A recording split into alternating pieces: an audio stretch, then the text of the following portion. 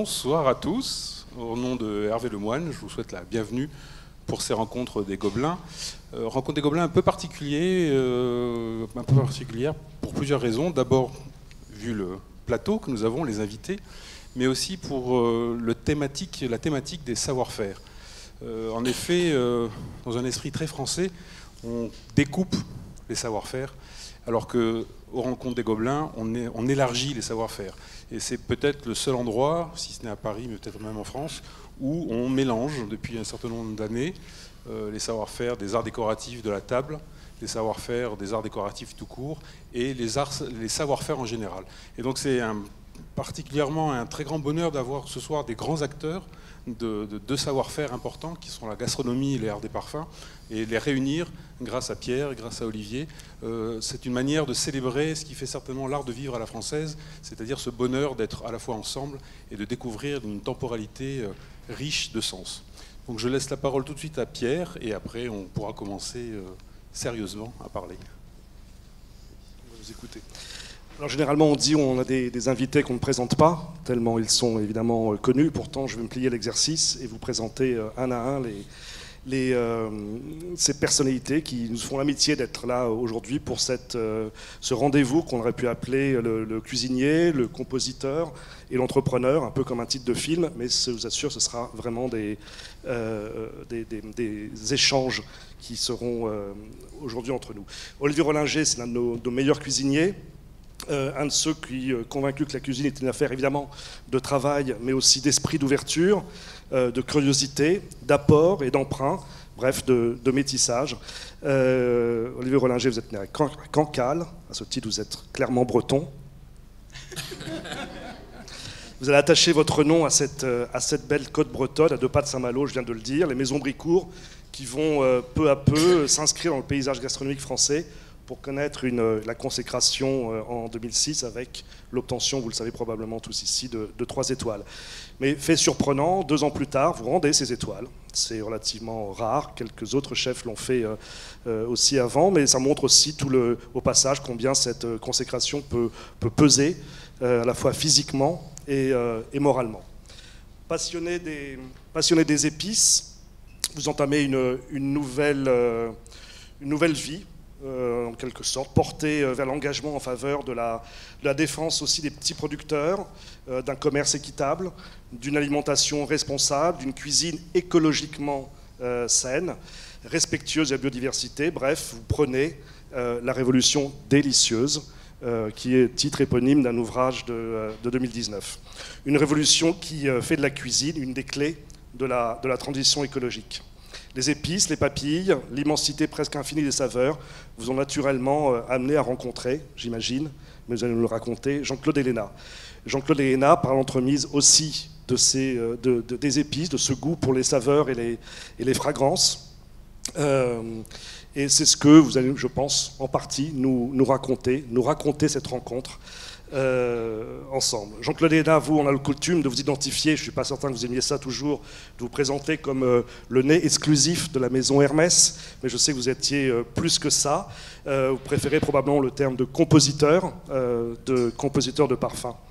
Autant Olivier Rollinger, je le redis donc là, est breton, autant vous êtes clairement grassois, fils du pays de Grasse, juste au-dessus des hauteurs du pays de Grasse, où vous continuez de résider, de travailler, et sans dresser la liste des merveilleux parfums que vous avez composés, à l'exception si juste de Terre d'Hermès. Mais ça, c'est pour savoir si jamais, comme on ne sait pas quoi faire pour cadeau, pour ma fête, c'est celui que je préfère.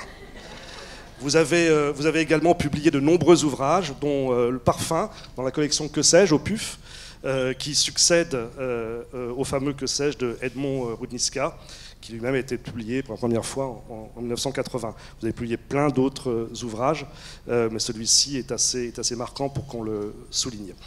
Comme Olivier Rollinger, vous mettez en pratique votre exigence de transmission, de passeur de connaissances et de savoir, et puis je crois que vous composez désormais des parfums avec votre fille Céline, et à son invitation dans un bel atelier sur les hauteurs de Grasse.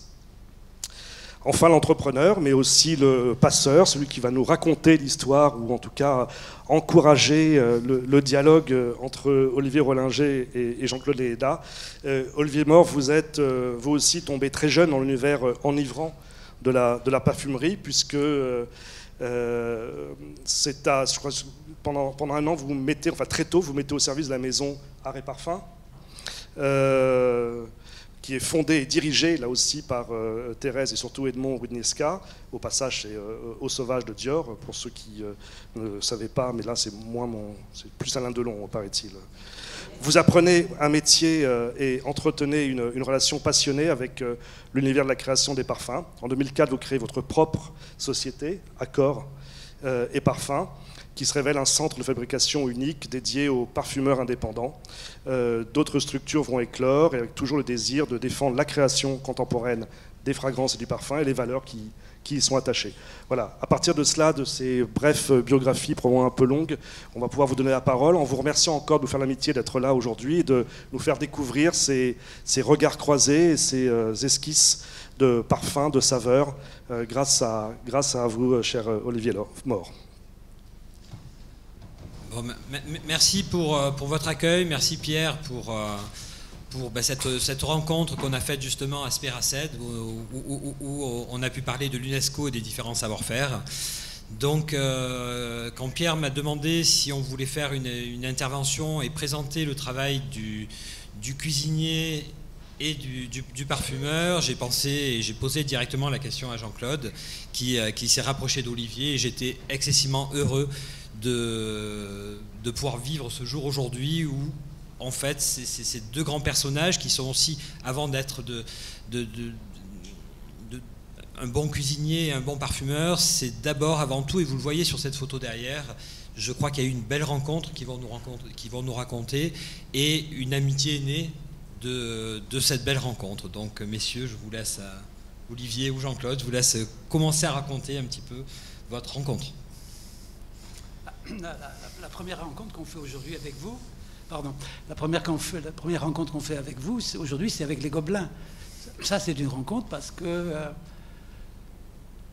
depuis très très longtemps, j'ai toujours pensé que le parfum était un art, et ce que je trouvais bizarre, c'est que l'art du parfum n'était pas dans les métiers d'art et n'était pas reconnu comme tel.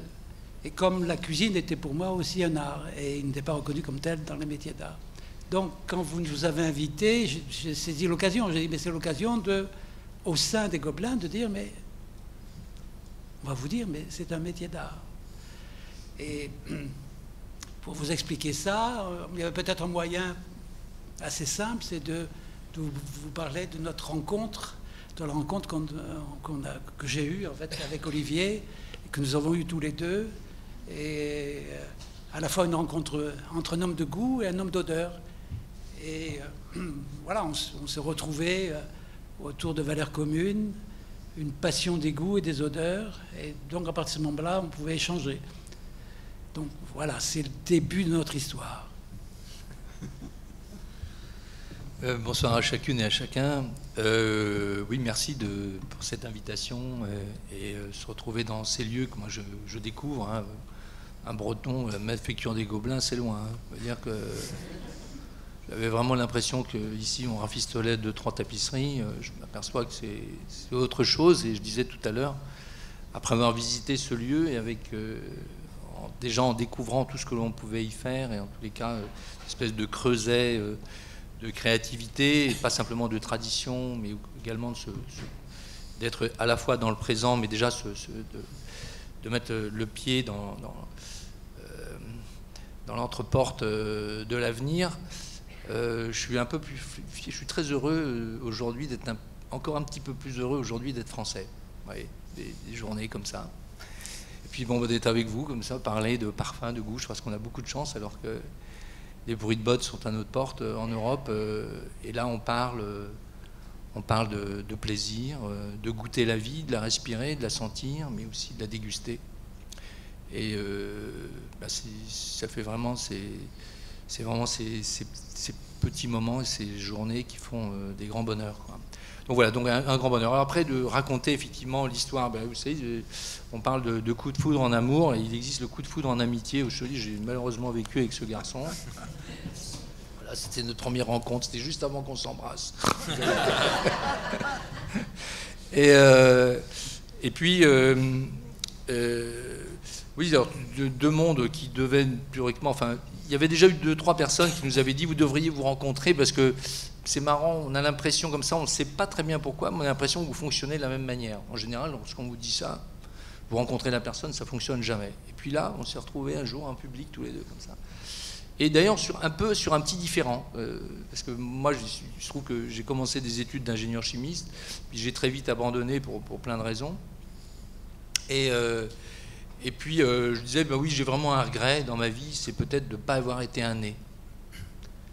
Et puis, j'écoutais Jean-Claude, et puis à un moment donné, je me suis repris, je me dis, mais finalement, j'ai peut-être pas tant de regrets que ça. Alors, comment se fait-il ? Il dit oui, parce que moi, je passe ma vie, 30% du métier de cuisinier, c'est quand même d'être à la quête du meilleur. Mais qu'est-ce que le meilleur pour un cuisinier, sinon de trouver les plus beaux trésors de la nature ? Certes, travailler par la main de l'homme ou d'une femme, de façonner cette nature, mais nous apporter le meilleur au petit matin pour ensuite le cuisiner, c'est-à-dire le transformer. Et comme j'apprenais petit à petit qu'il était de plus en plus délicat de trouver des molécules naturelles et qu'il fallait toujours travailler avec la chimie, voire la pétrochimie, je me suis dit finalement, je considère quand même, bon, j'aurais été né, je considère quand même que la peau d'une femme mérite mieux qu'une molécule de synthèse. Voilà, c'est comme ça, est née notre amitié. Jean-Claude, tu peux répondre? Donc j'ai mis ma vie évidemment à le changer d'esprit. Non mais écoute, on peut faire des merveilles avec des molécules. Et alors, en fait, oui, l'histoire commence par un ami commun qui nous a mis en relation. Puis donc, voilà, on a parlé ensemble, puis on s'est retrouvé pas mal de choses qui nous reliaient, qui nous rapprochaient. C'était très amusant ce jour-là, parce que ce jour-là, on avait une journaliste qui était là pour faire un papier pour parler de cette rencontre. Et la journaliste, d'un seul coup, s'est sentie très mal à l'aise parce qu'il y avait une telle intimité entre nous deux. Je ne vais pas rester. Alors je lui dis, mais écoutez, vous êtes stupide, profitez-en. On échange. Pour une fois, on dit de la vérité. On dit plein de choses vraies. Voilà. Écrivez, dites-le, rapportez-le, et ça sera parfait. Donc, et après, Olivier me dit, mais écoute, ça serait bien que tu viennes à Cancale. Donc on a pris rendez-vous, et je me suis retrouvé à Cancale avec nos épouses. J'ai rencontré Jane, mon épouse était avec moi, et puis on a commencé à parler. Alors, il a fait quelque chose de merveilleux, Olivier, pas qu'une chose, il a fait beaucoup de choses de merveilleux, mais il a fait un truc qui s'appelle Retour des Indes. Il a acquis sa célébrité avec Retour des Indes. Quand vous rentrez chez Olivier, ah ben c'est le Retour des Indes. Ah ben on y est en plein. Vous dites, ça y est, les épices sont là. Mais oui, j'avais l'impression d'être en Inde. Et il a tout compris. Et donc, on a parlé de ça, et puis on a parlé de ses projets. Il travaillait sur une poudre à l'époque, c'était une poudre des Bulgares. Il appelait ça poudre des Bulgares, parce que les Bulgares ont inventé le yaourt, et puis ils voulaient mettre une poudre au point qu'on mette dans le yaourt pour le manger après, etc. Donc on a échangé là-dessus, etc. Voilà. Puis il vous dira de ce qu'on a échangé. Et puis on s'entendait tellement bien, je me suis dit, mais écoute, tu sais... Mais en fait, je pourrais faire quelque chose avec toi, je pourrais faire un parfum qui soit à la fois breton et alors breton par la mer, par l'océan, et puis parler de tes épices. Donc faire, voilà, ça serait... et dans ma tête, tout de suite, ça allait rentrer dans une collection chez Hermès qui s'appelle les Hermessences. Les Hermessences sont vendus uniquement dans les magasins, dans les magasins Hermès. Et tu dis, écoute, voilà. Je pourrais faire ça. Alors, il a souri. Il m'a dit, bon, on verra bien. Tu continues? Oui. Sinon, non, je prends ta parole. Tu m'as dit à un moment donné, il m'a dit, je vais mettre un peu... Alors, je lui ai dit, mais qu'est-ce que tu dis, ça va correspondre à quoi, ce parfum? Il dit, je vais mettre un peu ta vie dans un flacon. C'est quand même merveilleux, quand même. Quelqu'un... puis bon, évidemment, je connaissais l'artiste. Hein. Et puis, à un moment donné, bon, il y a eu plusieurs échanges. Je l'ai emmené, évidemment, voir la cave à vanille, toutes les épices. On a une multitude d'épices. On travaille avec 1200 petits producteurs dans le monde. Donc, il y a une gamme assez large. Et puis, il m'envoie différentes choses. Et puis, je dis, oui, c'est ça, c'est ça. Bon, évidemment, vous savez, ça doit sentir le calfa, le fond de cale, le goudron, ça doit sentir la mer, ça doit sentir évidemment aussi les épices. C'est-à-dire que ce qu'il voulait traduire, c'est ce que moi ce que j'ai essayé de faire dans ma cuisine pendant des années, c'est-à-dire la Bretagne, c'est évidemment le bas de l'eau, mais c'est ce goût que j'ai jamais réussi finalement j'ai peut-être réussi à le toucher, mais j'ai pas réussi totalement à le trouver. C'est le goût du vent. Et le goût du vent en Bretagne, il y a un grand poète breton qui disait le plus bel amant de la Bretagne, c'est le vent. Et il y avait une réponse, et il y avait une question, pourquoi le vent est-il le plus bel amant de la Bretagne? Et la réponse était parce qu'il vient d'ailleurs. Et ce vent, qui est souvent aussi le compagnon, mais c'est évidemment ce vent qui arrive ou de l'Atlantique Nord ou du Sud, donc des coups de suroît, des coups de noroît, et puis il arrive sur la plage, il arrive sur les rochers, il arrive sur les goémons qui ont été chauffés, il arrive sur les genêts, il arrive sur les ajoncs, il arrive sur les fougères, sur les pins, et sur la fenouillette sauvage. Et donc il a aussi ce parfum à la fois de ces vagues qui n'ont jamais connu autre chose que ce vent de l'Atlantique Nord, mais également les effluves de vanille, de zédoer, de benjoin, de gingembre, de curcuma, mais qui viennent des West Indies et East Indies. Tout à l'heure, Jean-Claude parlait du retour des Indes, mais le retour des Indes, c'était les Indes orientales et les Indes occidentales. Pourquoi? Parce que mon premier mélange en 80, c'est-à-dire qu'avec Jane, nous avons ouvert il y a juste 40 ans, presque mois pour mois, les maisons de Brécourt. Et là, il y avait un jeune garçon qui aujourd'hui prend sa retraite, qui est conservateur du musée de Saint-Malo, qui faisait une thèse sur la Compagnie des mers du Sud. Et je lui disais, mais que ramenait-il? Alors là, on rejoint toute l'histoire de Colbert ici. Mais que ramenait-il alors dans les murs de Saint-Malo à la fin du XVIIe siècle? Évidemment, les soieries, les cotonnades indiennes, mais ramenait aussi les nouvelles teintures, l'indigo, la cochenille, les nouvelles essences de bois, enfin énormément de choses. Mais je me dis, mais à boulotter, il ramenait quoi? Il revient 2 mois après, il revient avec une liste de 14 épices. 14.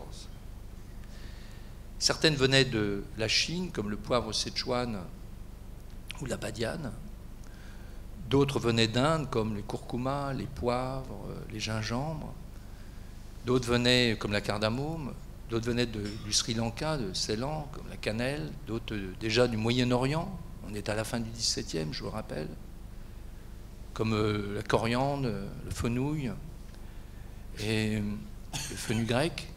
Et puis déjà, à la fin du XVIIe, il y avait ces épices qui venaient du Nouveau Monde, la vanille et le piment. C'est-à-dire qu'à la fin du XVIIe siècle, dans les remparts de Saint-Malo, avec des bateaux qui souvent avançaient plus de l'arrière que de l'avant. Je vous rappelle, sans connaître la longitude, puisque pour connaître une parfaite longitude, il faut avoir un excellent chronomètre. Et Dieu sait si les chronomètres étaient défaillants. L'épopée de ces hommes, il fallait quand même le raconter dans mon histoire bretonne. Et en particulier l'histoire du pays de Saint-Malo. Donc c'est bien, et pour revenir à... Et évidemment, le retour des Indes, c'était de tripoter ces 14 épices et puis de faire un truc qui avait un goût qui me convenait à moi en tant que petit breton. Donc c'est pas du tout un curry ou un masala ou un garam masala, un mélange culturel. C'est vraiment il y a une dimension créative. Et il est hors de question de n'en prendre que 13 ou d'aller en chercher une 15e.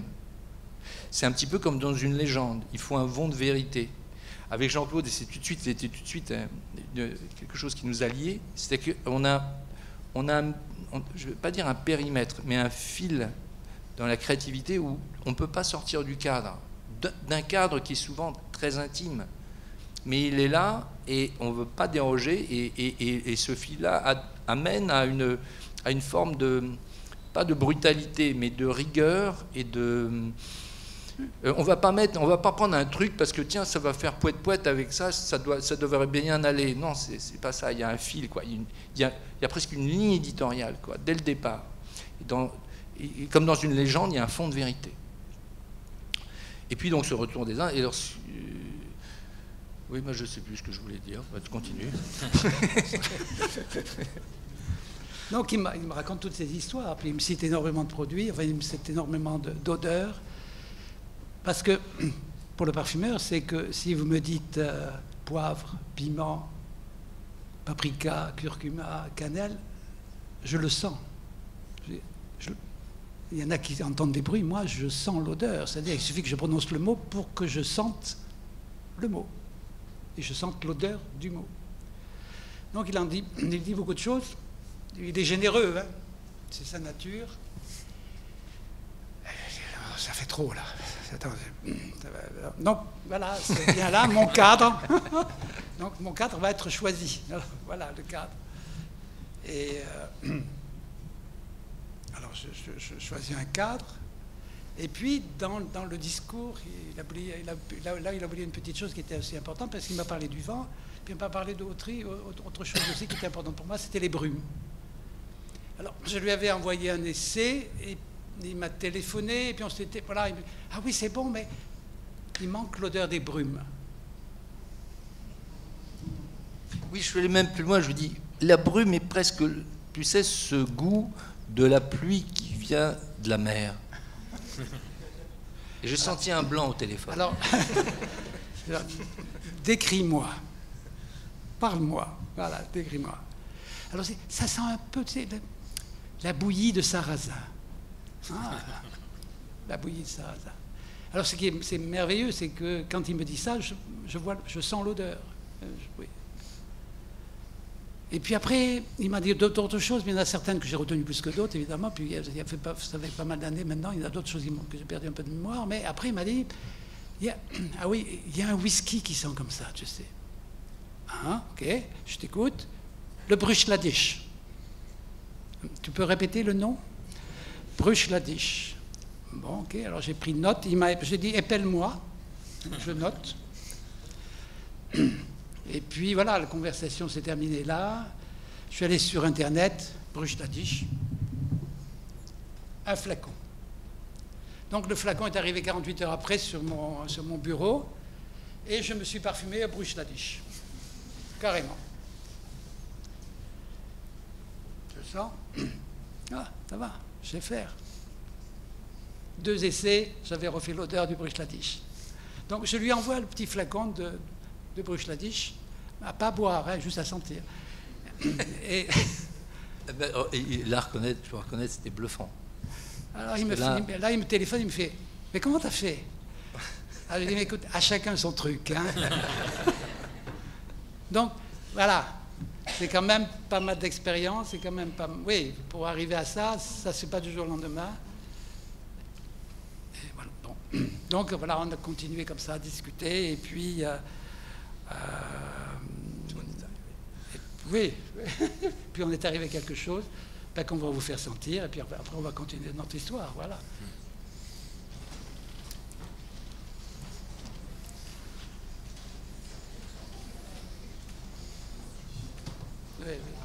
Ah oui, j'ai parlé. Alors dans la chose qu'il y avait, dans la note qu'il fallait trouver aussi, c'était, vous savez, ces gros galets que l'on a à marée basse, et la mer se retire, l'eau s'est déjà évaporée du galet, Mais pourtant, la salinité et presque la mémoire du goût de la mer reste sur le galet. Ça, si c'était...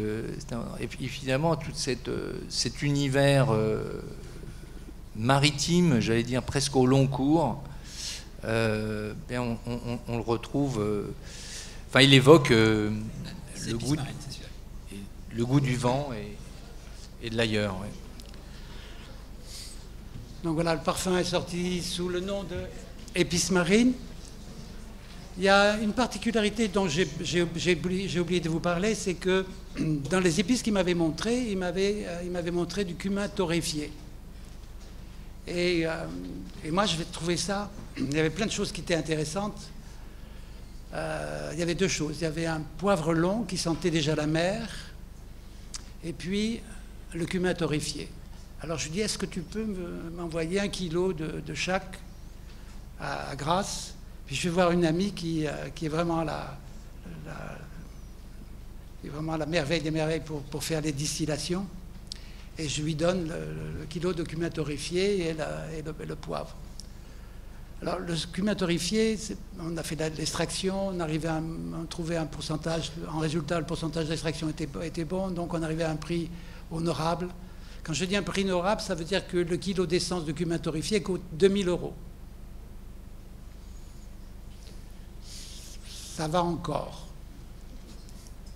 Alors je sais bien qu'il n'y a pas beaucoup de gens ici qui sont prêts à payer 2 000 € le flacon de parfum, mais voilà, 2 000 €, si j'en utilise un petit peu, j'aurai mon effet, etc. Alors l'avantage du cumin torréfié, c'est que par rapport, autant le cumin sans la transpiration humaine...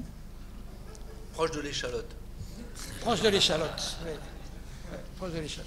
Mais échalote et cumin, alors là, je vous assure que le succès assuré, hein. Même jusqu'au lendemain. Alors, le cumin torréfié avait un ça, c'est que d'un seul coup, il y avait un côté graines de sésame, cacahuètes et arachide comme ça. Je dis, ah ouais, ça c'est bien, puis c'est complètement discours. Non, bien, mais ça de côté, je vais le mettre dans le parfum. Donc, il y en a du cumin torréfié. Le problème qui s'est passé après, c'est que je lui dis, écoute, il faut que tu me fasses 100 kilos de cumin torréfié. Donc, il a un ouvrier qui a fait 100 kilos de cumin torréfié à la poêle. Je ne sais pas si vous voyez ce que ça veut dire, mais ça veut dire beaucoup de gestes. Quand je l'ai revu, l'ouvrier, il m'a dit, je suis content de vous connaître, mais plus jamais ça. C'est dommage. Bon, voilà. Alors, sur le poivre long qui sentait la mer, le pourcentage en essence qu'on pouvait obtenir, c'était 0,0001%. Quand on obtient un si faible rendement, on obtient des produits qui coûtent 100 000 à 200 000 €. Là, on ne touche plus, on ne calcule plus, on ne peut plus mettre dans un parfum parce que quand même le parfum s'est vendu entre 80 et 120 €, même des fois un peu plus, mais on est les 100 000 et 200 000 €, même si j'en mets que 1%, ça fait cher. Hein. Ça fait déjà 10 000 €. Et vous n'avez qu'un produit. Donc le parfum n'est pas fini. Donc là, ce n'était pas possible. Donc bon, on n'a pas fait. Donc, dommage. Donc ça fait partie des petites histoires que je raconte pour bien comprendre la parfumerie. C'est que ils cherchent... Alors, tous les deux, on travaille beaucoup là-dessus parce que lui m'amène... Il est toujours en avance sur moi.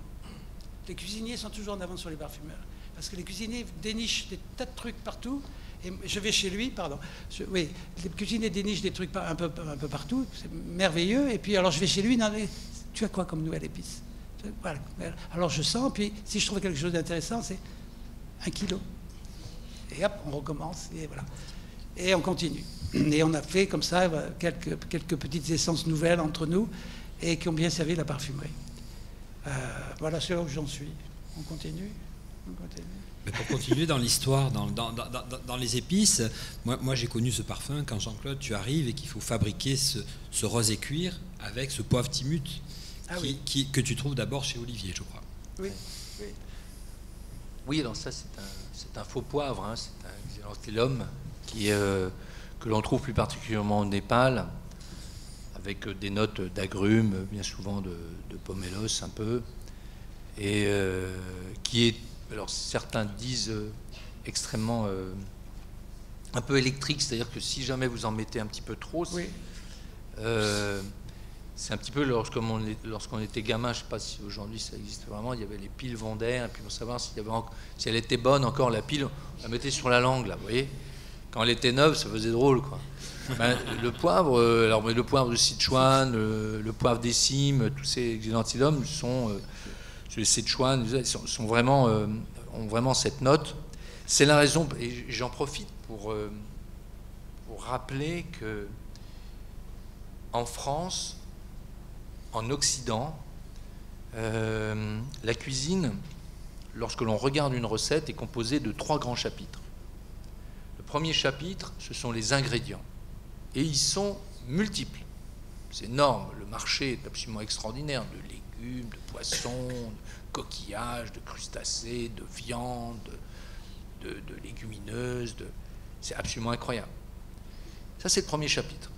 Ensuite, le deuxième chapitre, c'est la réalisation. Et là, les techniques, en France, mais en Europe, sont multiples, presque infinies. Braisage, marinade, étouffé, sauté, grillé. Enfin, c'est absolument incroyable, hein, les process, comment faire une recette. Et puis alors, le troisième chapitre, il s'appelle assaisonnement.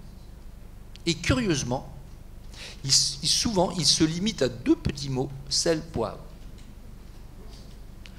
Alors que la grande majorité des cuisines du monde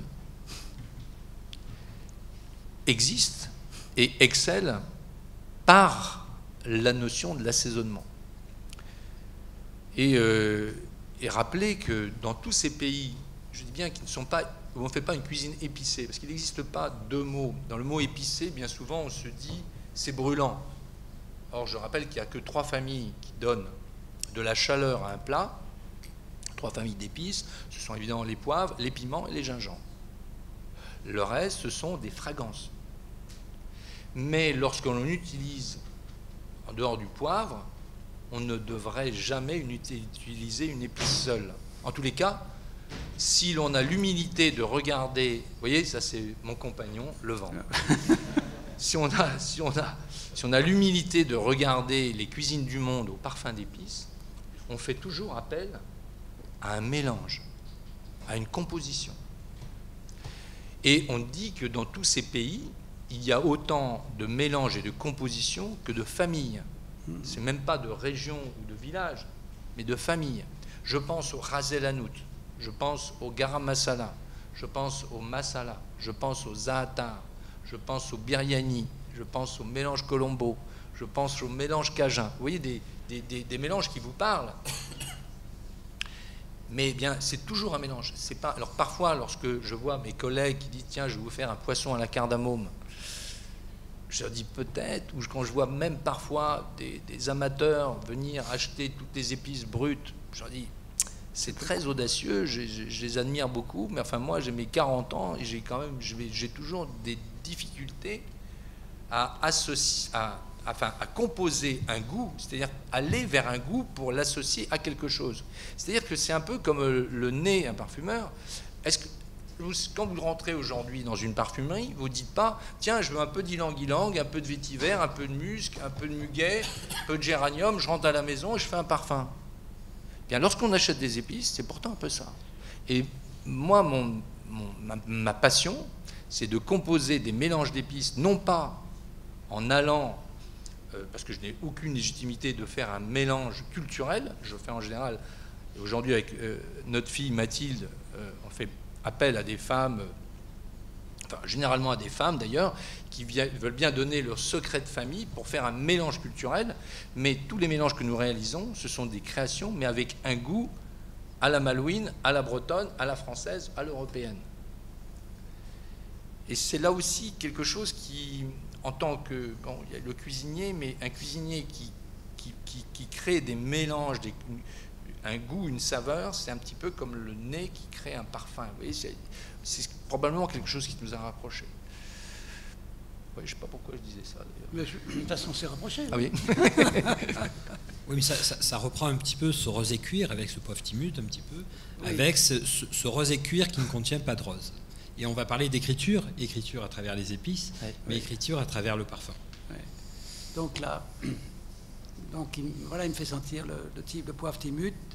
Alors, c'est vrai que c'est un faux poivre. C'est pas, il appelait poivre parce que il a la forme d'une graine de poivre, c'est tout. Mais il a ce côté à la fois d'agrumes, de pamplemousse. Et moi, je trouvais aussi qu'il avait un côté fruit de la passion. Et donc, le côté fruit de la passion m'intéressait énormément. Donc, même chose, même approche. Allez, on va faire une essence là-dessus pour voir qu'est-ce qu'on peut en tirer et est-ce qu'on peut l'utiliser en parfum. La réponse a été oui, mais la mise au point d'une nouvelle essence en parfumerie demande à peu près 2 ans à 3 ans de travail. Alors je vous explique le pourquoi, c'est que le rendement d'un poivre timut, c'est de l'ordre de 3%. Ce qui veut dire qu'il faut 100 kg pour produire 3 kg d'essence. Alors, au départ, on a 1 kg pour faire l'essai, pour sentir. Ah oui, l'odeur est intéressante et ça correspond bien à ce que je cherche. Ok. Ensuite, on cherche un fournisseur de poivre timut, et un fournisseur fiable. Donc, le poivre timut, c'est le Népal. Alors, on fait venir 100 kg du Népal de poivre timut. On distille. Et on regarde si ça correspond au témoin original, au témoin de départ. Est-ce que c'est pareil? Oui, c'est pareil. Oui, mais, il y a le oui, mais. Le oui, mais, c'est on va recommencer l'année prochaine pour voir si la livraison de poivre timut est identique à l'année précédente. Parce que moi, je ne peux pas mettre sur le marché un parfum qui fait qu'aujourd'hui, il sent A et demain, il sent B. Ça, c'est pas possible, parce que vous allez me dire, mais c'est plus la même chose, ça va pas. Et je suis obligé d'assurer que le parfum, dans le temps, dans la durée, soit constant. Ce qui me gêne à quelque part, je pourrais vous expliquer pourquoi, mais parce qu'en fait, je ne peux plus évoluer. Une fois qu'il est fixé, une fois que la recette est fixée, voilà, elle est définitive et on ne peut plus la changer. Donc, on recommence, oui, c'est la même chose, et à partir de ce moment-là, un éditeur de parfum qui est aussi un ami me dit, mais écoute, j'aimerais bien que tu me fasses un nouveau parfum. Et donc, l'idée de ce nouveau parfum qui va s'appeler Rose et Cuir, elle est venue chez lui. Elle est venue chez toi. La raison est simple, c'est que le lieu où il est abritait un parfumeur célèbre qui a été mon mentor pendant très longtemps, qui s'appelait Edmond Rouniska. Je trouvais que l'homme avait un énorme talent, il avait du génie. L'homme, j'aimais pas l'homme. Il était dur, sec, il ne vous écoutait pas. Et moi, j'étais jeune et j'étais, voilà, je l'écoute, c'est lui qui a le savoir, je vais l'écouter. Mais c'était assez... Mais comme il avait tellement de talent, je dis, bon, il a du talent, sois là, écoute-le, tu vas récupérer quelque chose. C'était pas une mauvaise idée. De temps en temps, il faut fermer sa gueule pour écouter les autres. Bon, voilà. Au moins, il avait des choses à dire. Voilà, j'ai écouté. Et donc, l'ami éditeur de parfum sa maman travaillait chez Dior. Elle avait la direction générale de Dior. Donc, il connaissait l'homme, mais il n'avait jamais rencontré l'homme. Parce qu'il était enfant à l'époque. Et il m'a dit, ça serait bien qu'on se retrouve chez Edmond Rouniska pour que je connaisse le lieu, parce que je ne connais pas l'homme, mais j'aimerais bien connaître le lieu. Donc on est allé sur le lieu, là où il est aujourd'hui, et Olivier avait eu cette délicatesse de nous préparer des parfums qui ne sont plus sur le marché, mais qu'Edmond Rouniska avait fait.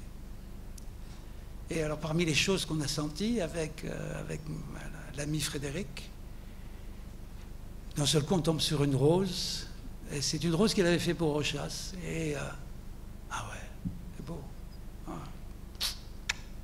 pas mal. Ah.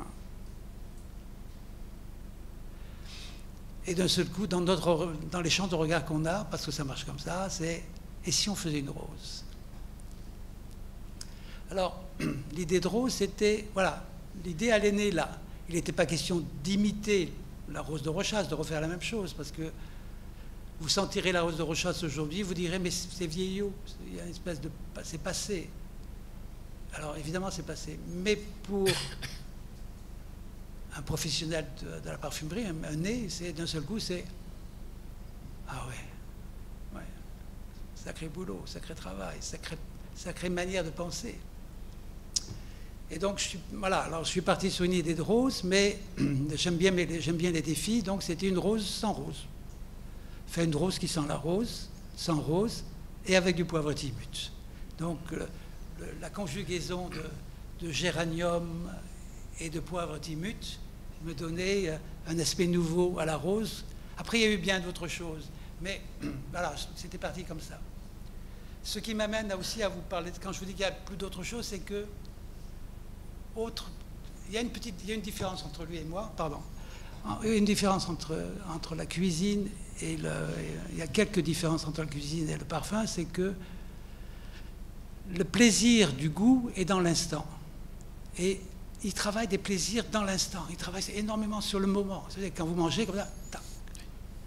Et à chaque fois, la cuillère qui se porte ou la fourchette qui se porte à la bouche, et à chaque fois, c'est un plaisir nouveau qui se rencontre dans votre palais. Et il a raison de dire que la bouche, c'est le palais des 5 sens. C'est un merveilleux endroit où tous les sens travaillent.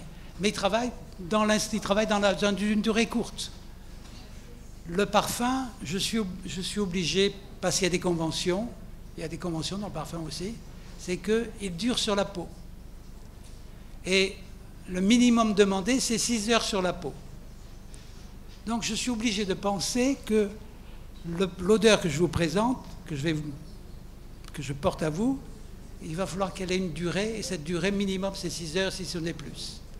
Donc, il y a tout un travail à la fois intellectuel, un travail de technique, vraiment technique, qui fait que je peux le faire.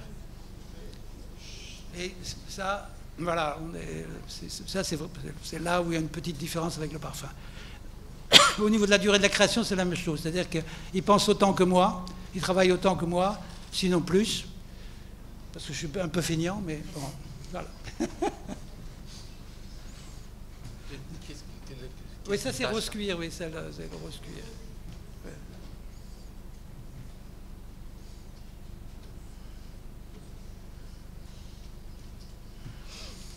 Il y a moins de cuisine quand même. Oui, c'est une autre cuisine.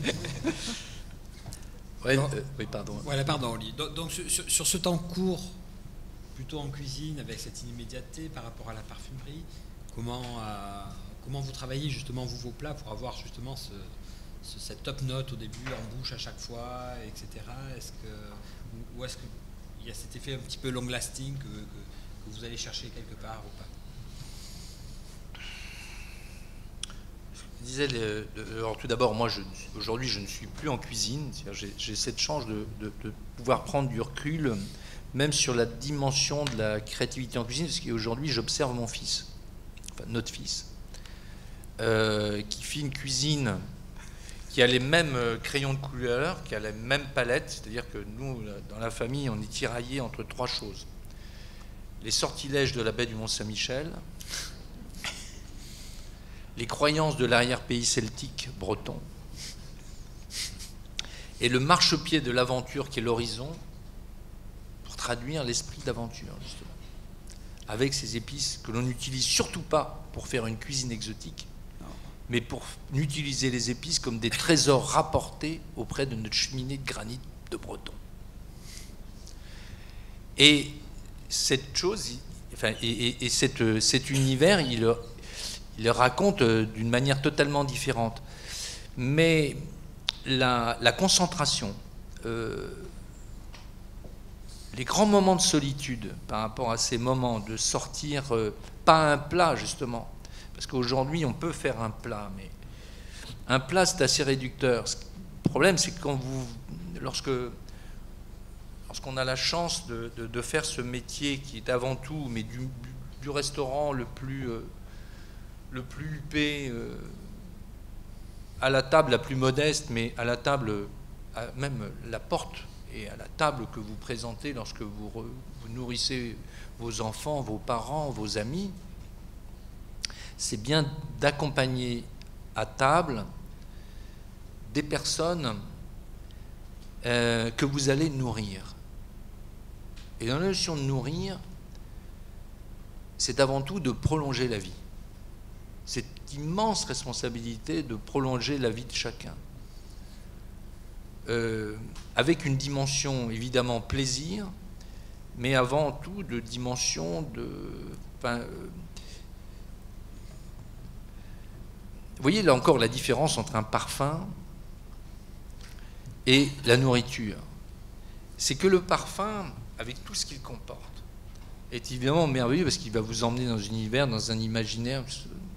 Mais la nourriture, d'abord vous allez la voir, vous allez pouvoir la toucher, deuxième sens.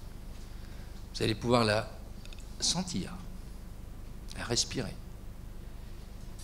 Mais il y a cette chose extraordinaire, vous ne la posez pas simplement sur votre peau, vous ne la posez pas simplement à l'entrée des portes de votre propre temple, c'est-à-dire vos lèvres, vous le portez en bouche et vous allez l'avaler. C'est-à-dire que qu'y a-t-il de plus intime que d'avaler une bouchée de quelque chose d'extérieur? Mais c'est bien la main de la cuisinière ou du cuisinier, c'est-à-dire le dernier maillon, qui porte la responsabilité de vous proposer cette chose. Et dans cet univers, dans la dimension de la créativité, on ne peut pas, faire abstraction de cette immense responsabilité de prolonger la vie. Vous voyez ? Quand vous ne l'avez pas intégré. C'est la raison pour laquelle, bien souvent, sinon tout le temps, la cuisine des femmes est meilleure que celle des hommes. Parce qu'il y a cette dimension instinctive de prolonger la vie. Et que bien souvent, la cuisine des hommes est une cuisine de performance et de toujours aller un peu plus loin, de toujours un peu plus ceci, un peu plus cela. Mais je ne rentrerai pas dans ce débat. Pourquoi l'homme est-il un imposteur dans les cuisines du monde? Mais pour reprendre ta question, Olivier, c'est la notion de... ensuite, il ne s'agit pas justement de faire un plat, mais de faire un moment. C'est-à-dire quand vous prenez quelqu'un et que vous l'installez à votre table, quelle qu'elle soit, c'est tout d'un coup... alors aujourd'hui, c'est ce grand mot, l'expérience, mais c'est ce moment, c'est-à-dire c'est de venir s'installer, de regarder une pièce de théâtre, du début à la fin. C'est une représentation artistique, c'est une représentation... mais ça peut être théâtre de boulevard, comme ça peut être le plus bel opéra. Mais tout d'un coup, on peut pas... Il y a tellement parfois de plats qui sont délicieux, puis tout d'un coup, au milieu d'un menu, il y a un plat qui fout tout en l'air. C'est-à-dire qu'il y a ce qu'on appelle la fausse note. Et je pense qu'aujourd'hui, enfin, en tous les cas, ce qu'on essaie de toujours maintenir dans la maison et avec Hugo, c'est aussi cette cohérence, cette harmonie et presque cette évidence, quoi. Et dans la créativité, après je pourrais vous expliquer, et la cuisine est une chose, et la création d'une poudre d'épices est totalement différente. La création d'une poudre d'épices, je pense qu'on s'en rapproche un peu plus des angoisses que tu peux avoir et que j'ai également, et que nous avons aujourd'hui aussi bien Mathilde qu'Hugo. Parce qu'aujourd'hui, on fonctionne, c'est plutôt toi qui fais ceci ou fais cela. D'ailleurs, ça, c'est un jeu formidable en famille, comme toi, tu le fais aujourd'hui avec ta fille aussi. Là, il y a effectivement il y a une idée, il y a un fil conducteur, il est là. On a presque le titre. C'est presque, d'ailleurs, à un moment, j'ai dit, une poudre d'épices, c'est comme une expédition maritime. C'est-à-dire qu'il y a la destination est là. On sait où on doit aller, mais on ne sait pas comment on va y aller. On ne sait pas ce qu'on va emmener, on sait pas, mais on doit préparer l'expédition. Et à un moment donné, on met tous les éléments où on pense que l'expédition, mais à un moment donné, il faut prendre la mer, quoi. Et à ce moment-là, ça veut dire que là, il faut faire la composition, il faut y aller. Et puis à un moment donné, on dit, allez, je pense qu'on y est, mais il manque un truc. Oui, mais dans la ligne, il n'y a pas ça, il n'y a pas ça. Et puis à un moment, on dit, allez, cap de fin, c'est fait, c'est fini. Mais le truc ne nous appartient plus, là. Là, c'est fini, il ne nous appartient plus. Mais par contre, il y a une chose qui intervient tous les ans. C'est que nos épices se renouvellent. Tous les ans, on a de nouvelles épices. C'est l'histoire du poivre timut tout à l'heure, qui n'aurait peut-être pas le même goût. Mais on doit jouer avec, nous. Et un mélange n'a pas nécessairement le même goût d'une année sur l'autre en fonction des épices, même si on rectifie. C'est-à-dire que là, on rentre dans le monde de l'assemblage du champenois. Vous voyez, quand on fait un champagne, c'est un vin d'assemblage, bien, on a beau, on tend vers ce goût-là, mais c'est jamais exactement la même chose, parce qu'il y a cette grande dame nature qui nous impose ceci, cela. Mais on a cette liberté, et c'est pour ça qu'on ne rentre pas à travers une convention où on dit le commercial, il a dit c'est ce goût-là, vous voyez, c'est pas le Beaujolais machin qui doit toujours avoir le même goût. Nous, justement, on a cette chance. Certains vont dire c'est une forme d'imperfection, ça ne peut pas correspondre à un marché. Non. Non, parce qu'il y a dans tout ça, il y a du vivant, et puis qui est là. Alors, on essaie de rectifier, c'est comme un vigneron, on essaie de rectifier, mais c'est jamais la même chose. Et moi, je dis tant mieux. Moi, je pourrais avoir exactement le même discours qu'il a eu pour les parfums. C'est-à-dire que il y a une idée,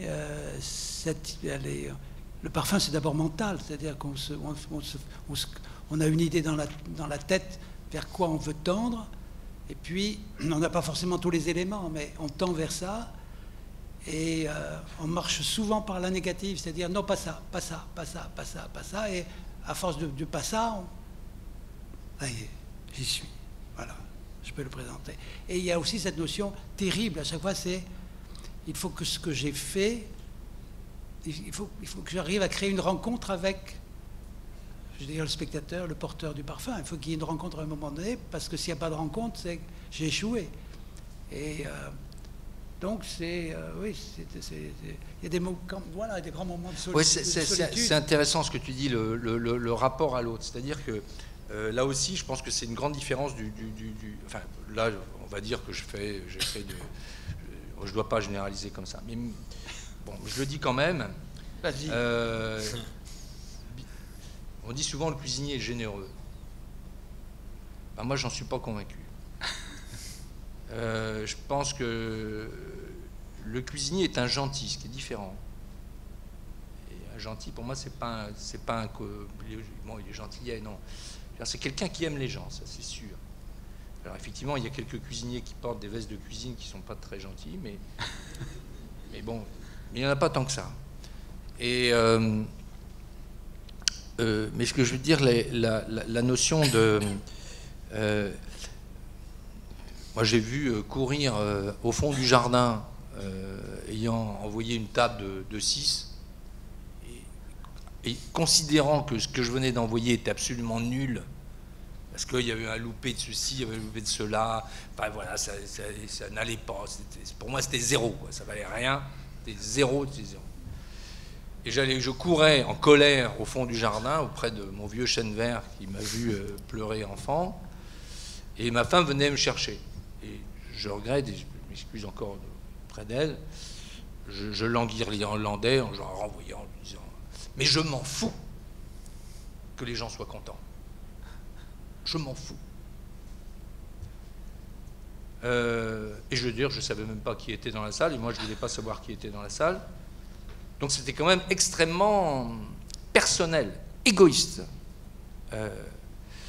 Alors ensuite, mais uniquement dans un deuxième temps, la perception de l'autre t'intéresse, parce que ce que tu viens de faire là est un peu le reflet de toi-même.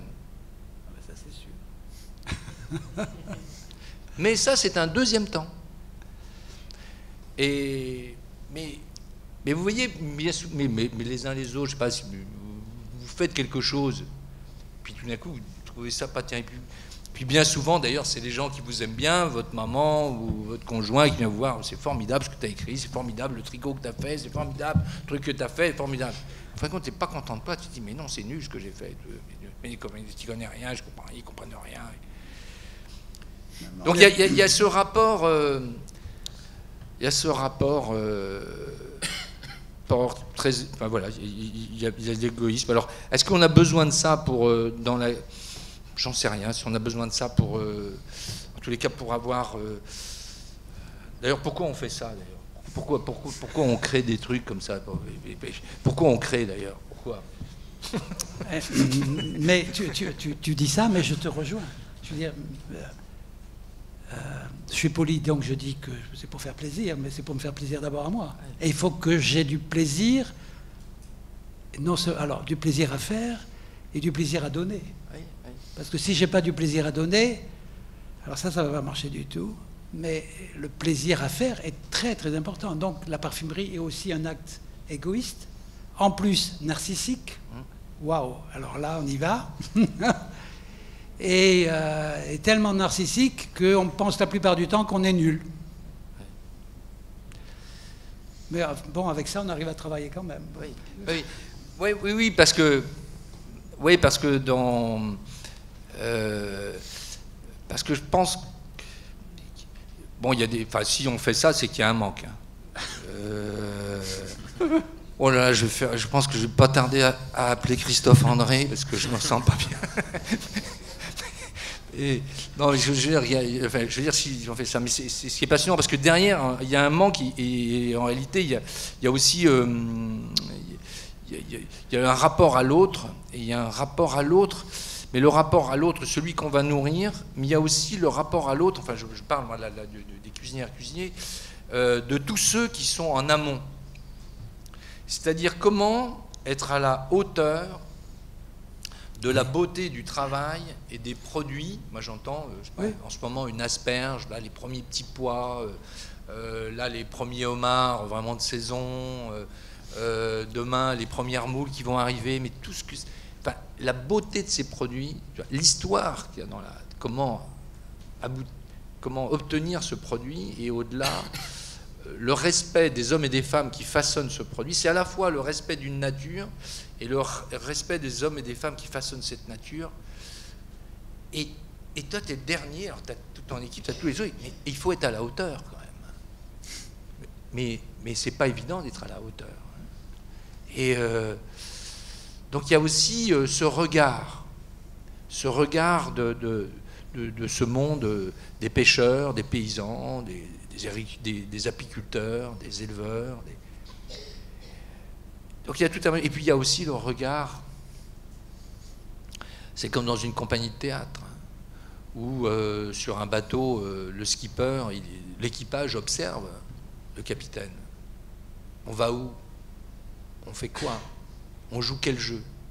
On joue de quelle manière? Le ballet, on l'emmène de quelle manière? Le regard des équipes.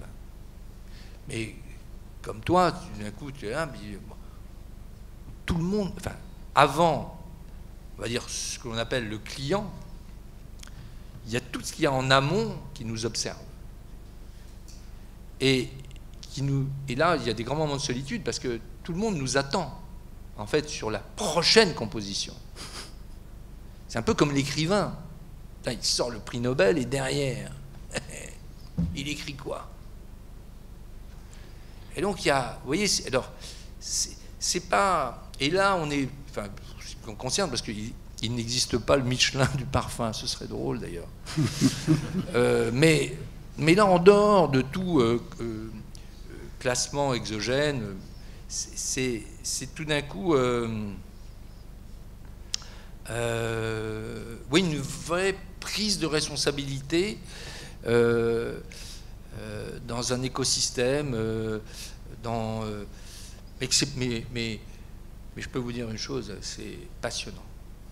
Cette partie-là est passionnante. Alors on va dire, parce que là, on n'est toujours pas encore devenu commerçant. Après, on devient commerçant. Donc après, il faut compter, il faut avoir un endroit, il faut avoir... Mais on n'est que dans la dimension. En fait, tu vois, c'est l'avantage. En fait, lui, il a cet avantage, il est juste à ce niveau-là. Ensuite, il passe à Olivier qui réalise. En fait, il ne cuisine pas tous les jours, il imagine une recette. En fait, c'est... Voilà, tiens, je fais une recette, puis je demande à des cuisiniers de la faire, ou... Non, je ne vais pas dire... J'ai une manufacture de la faire, je ne vais pas dire une usine. Alors, tout à l'heure, il a parlé d'intimité en mangeant, l'intimité par la bouche. Il y a une intimité similaire avec l'odeur. Parce qu'avec l'odeur, vous inhalez. Vous ne mangez pas, mais vous inhalez. Et l'odeur vous pénètre et va descendre jusque dans les poumons, donc descend très bas.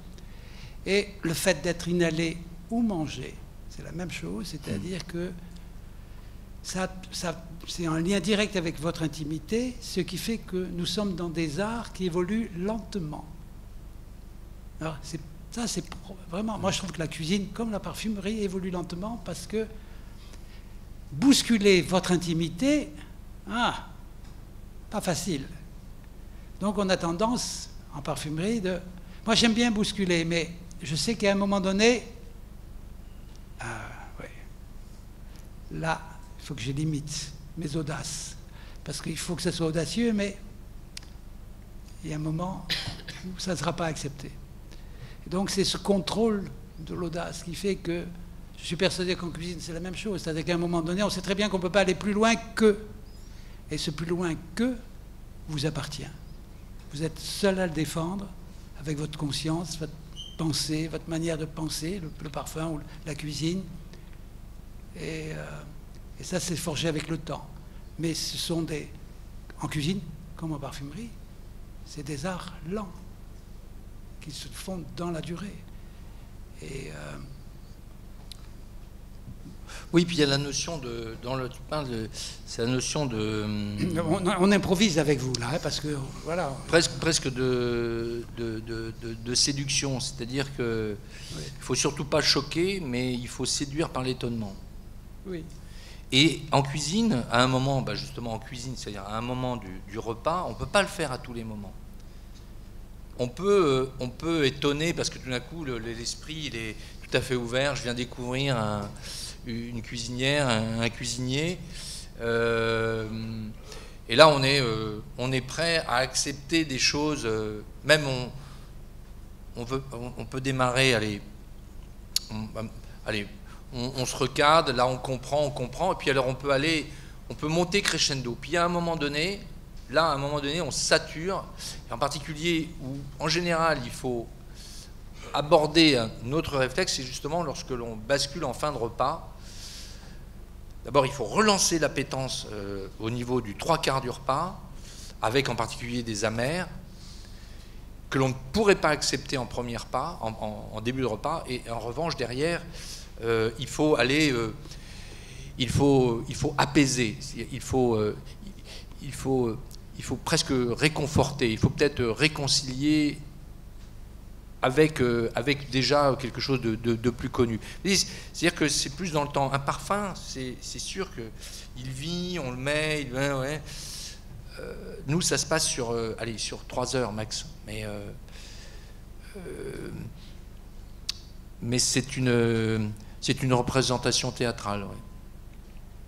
Avec une chose, vous, le flacon de parfum, vous pouvez rentrer à la maison. Vous pouvez le garder des mois.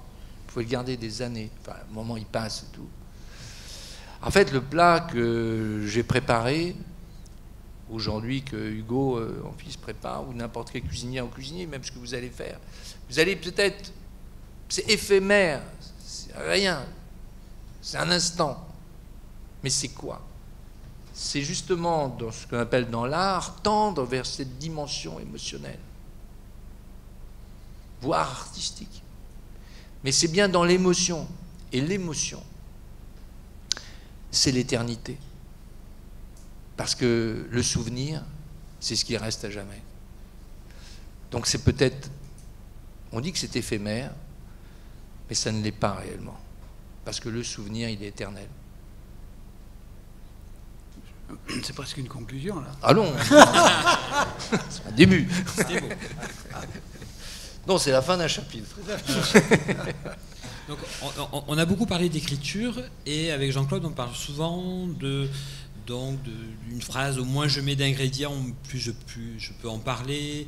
La simplicité n'exclut pas la beauté. J'aimerais que tu développes un petit peu ça, Jean-Claude et Olivier, là-dessus. C'était la simplicité n'exclut pas la beauté, c'était Auguste Escoffier qui a raconté ça. Pour un traiteur, c'était pas mal.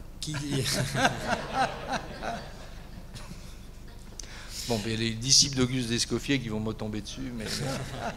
Voilà, mais j'aimais cette idée de simplicité, on en parle souvent avec Jean-Claude. Donc, on réfléchit beaucoup pour à la fin trouver une solution qui est souvent simple, mais on ne l'a pas trouvée. Le chemin est très long pour y arriver. Et donc, souvent, c'est en enlevant des ingrédients qu'on arrive à trouver ces passages, etc. Donc, voilà, c'était juste si vous avez un petit avis là-dessus. Alors... La simplicité, c'est quasiment... Ça demande 2 heures à peu près. Oui, mais non, là, on va faire court. On va condenser. Ça veut dire quoi la simplicité? C'est que quand j'ai commencé la parfumerie, j'ai travaillé avec des parfumeurs et dans leur formule, c'était 400 matières premières additionnées. Mes formules, elles font 20, 25 composants. Des fois moins. Et quand le premier parfum que j'ai fait, qui a été reconnu sur le marché, c'était First pour Van Cleef & Arpels. C'est en 1976. Et à l'époque, j'avais 28 ans. Et à l'époque, je m'imprégnais du marché. J'étais une éponge par rapport au marché. C'est-à-dire que je sentais ce qui se passait sur le marché. À l'époque, il y avait des Chema, il y avait Madame Rocha, il y avait Fiji, il y avait le 5 de Chanel qui était là. Donc ça, c'était le parfum de ma jeunesse. Et quand on m'a demandé de créer le First pour Van Cleef & Arpels, parce que j'avais le nom, j'étais imprégné de tous ces parfums.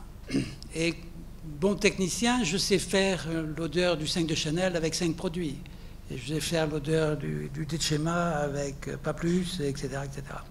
Donc, en fait, ce que j'ai fait, c'est j'ai repris tous les éléments qui marchaient à l'époque, je les ai réunis ensemble, puis j'ai trouvé une accroche qui n'existait pas auparavant, et cette accroche a fait le First de Van Cleef & Arpels.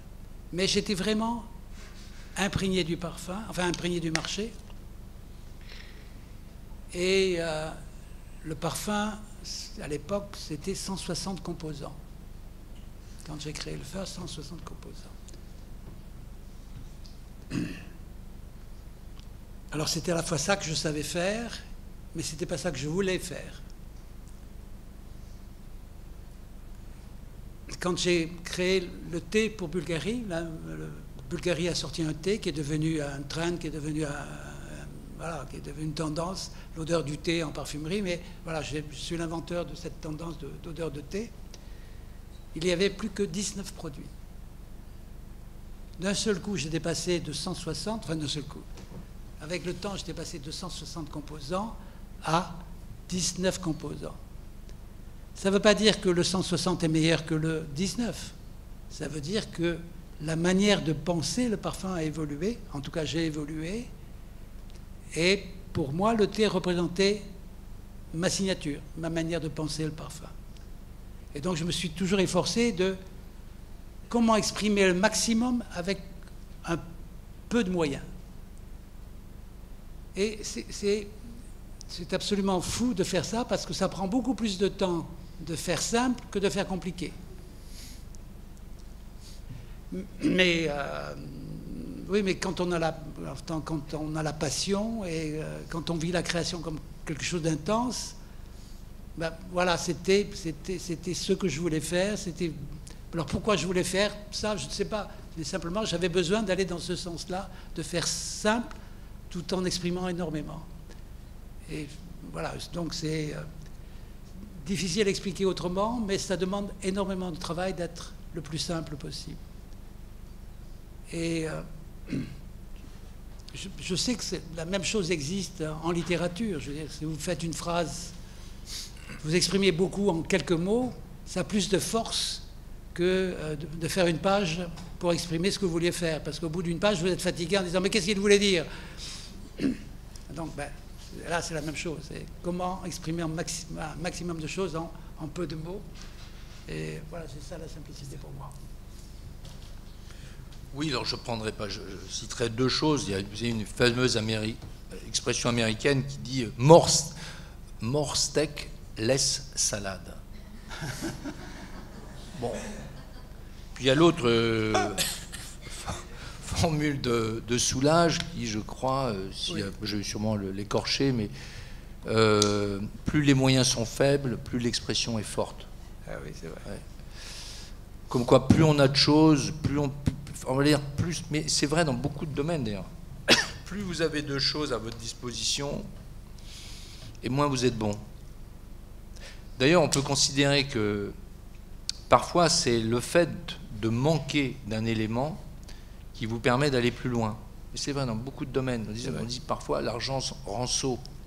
Ben oui, parce que parfois, comme vous pouvez faire, vous pouvez acquérir, vous ne pouvez pas imaginer que vous pouvez faire quelque chose autrement. Ça, je pense que c'est vrai dans beaucoup de domaines, mais dans la cuisine et plus particulièrement dans les compositions d'épices, je pense qu'avant tout, à un moment donné, il y a une démarche, c'est dans la quête du meilleur.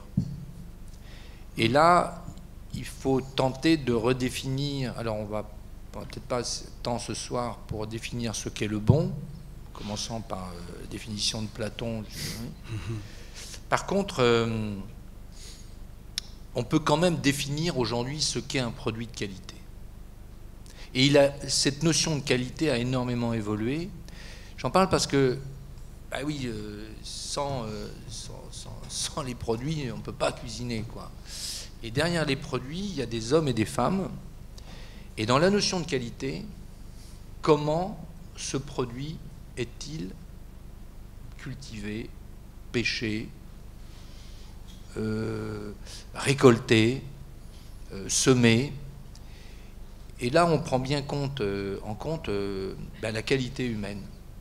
Moi, j'en parle avec beaucoup d'aisance parce qu'il y a beaucoup dans ces pays où les gens ont dit que les gens de peu et qui pour nous sont de tout, il y a quand même de la maltraitance humaine. Il y a parfois des enfants qui travaillent. Il y a parfois des femmes qui sont souvent très maltraitées.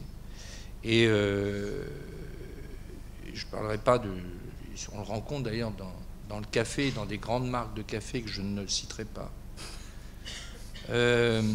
Mais donc la qualité, vous connaissez, un grain de poivre, il peut arriver, il arrive, parce qu'on nous envoie un peu des épices du monde entier, il peut être très bon. Et si vous n'allez pas sur place, pour voir comment ce poivre est-il cultivé, de quelle manière les gens sont traités pour cultiver ce poivre. 1. 2, savoir comment la nature a été traitée dans cet endroit. Si on n'a pas flingué complètement une rizière et une vallée avec des produits qui arrivent de chez Monsanto et qu'on leur donne pendant 5 ans pour tout d'un coup bousiller tout l'écosystème de la vallée, et qu'ensuite on ait besoin évidemment des engrais, des pesticides, des fongicides, parce qu'ensuite il y a des maladies qui s'installent, ça aussi c'est une vraie réalité. Et votre poivre, il peut avoir toutes les facultés organoleptiques et toutes les propriétés, vous pouvez le trouver très bon lorsqu'il arrive au nez, et je défie quiconque de pouvoir dire si évidemment les gens ont été bien traités pour produire ce poivre-là, ou même s'ils ont subi des intrants, enfin s'ils ont rencontré des intrants, ça c'est très compliqué. Et pourtant, vous pouvez, lorsque vous êtes dans la qualité, vous pouvez considérer que ces conditions-là, elles sont nécessaires. Elles ne doivent pas se limiter à ça, mais elles sont nécessaires. Ou alors, il faut même pas commencer à imaginer quoi que ce soit. Parce que alors là, vous êtes dans une mauvaise conscience. Et là, vous dérapez complètement, parce que ces métiers-là, c'est quand même pour célébrer le beau et le bon. Mais le beau et le bon, c'est un rapport à l'humain. Et donc de goûter la vie, de s'enthousiasmer de la vie, de s'enchanter de la vie, vous ne pouvez pas le faire si, vous savez que on a abîmé la nature et le vivant, et surtout si on a abîmé des femmes et des hommes Mais je prends pour la personne qui fait le poivre, mais comme la personne qui produit aujourd'hui du lait en Bretagne et qui malheureusement gagne 300 € ou 400 € aujourd'hui par mois parce qu'il est obligé de le vendre à Lactalis. Vous comprenez? C'est la même chose. Mais cette dimension de... Alors vous allez dire, on sort du côté glamour, machin, le temps, mais c'est quand même la réalité. Nous, on a besoin des paysans et des pêcheurs, on a besoin du garde-manger de l'humanité qui est la terre et la mer. Et par rapport aux urgences que l'on rencontre aujourd'hui, eh bien, il faut que, lorsque l'on parle de qualité, c'est pas là du coup de marketing, du machin, c'est de la marque truc, machin. Non, c'est de la vérité par rapport à ces urgences. Donc voilà, je m'emballe. Mais il faut le dire. Quoi. Il faut, vous pouvez imaginer ce que vous voulez si vous n'avez pas les bons ingrédients. Un cuisinier, une cuisinière, il ne sera jamais un magicien. Avec des mauvais produits, mais pas les mauvais produits, les mauvais produits. Mais vous savez, ces produits qui ont été malmenés, où il y a des gens qui ont triché à un moment donné. Regardez par exemple le bio, c'est un vrai sujet en ce moment le bio, là. Tout le monde parle de bio. Même Leclerc fait du bio. Moi j'attends que Monsanto fasse du bio. Et on y va là. Hein. Mais le problème c'est que les gens qui ont au départ, qui ont fait du bio, c'était un état d'esprit qui ont cultivé. Les gens qui l'ont transformé, c'était un état d'esprit. Les gens qui l'ont vendu, c'était un état d'esprit. Mais les gens qui l'ont acheté, c'était un état d'esprit. Or aujourd'hui, il y a un tel poids économique que les tricheurs sont partout derrière ce label.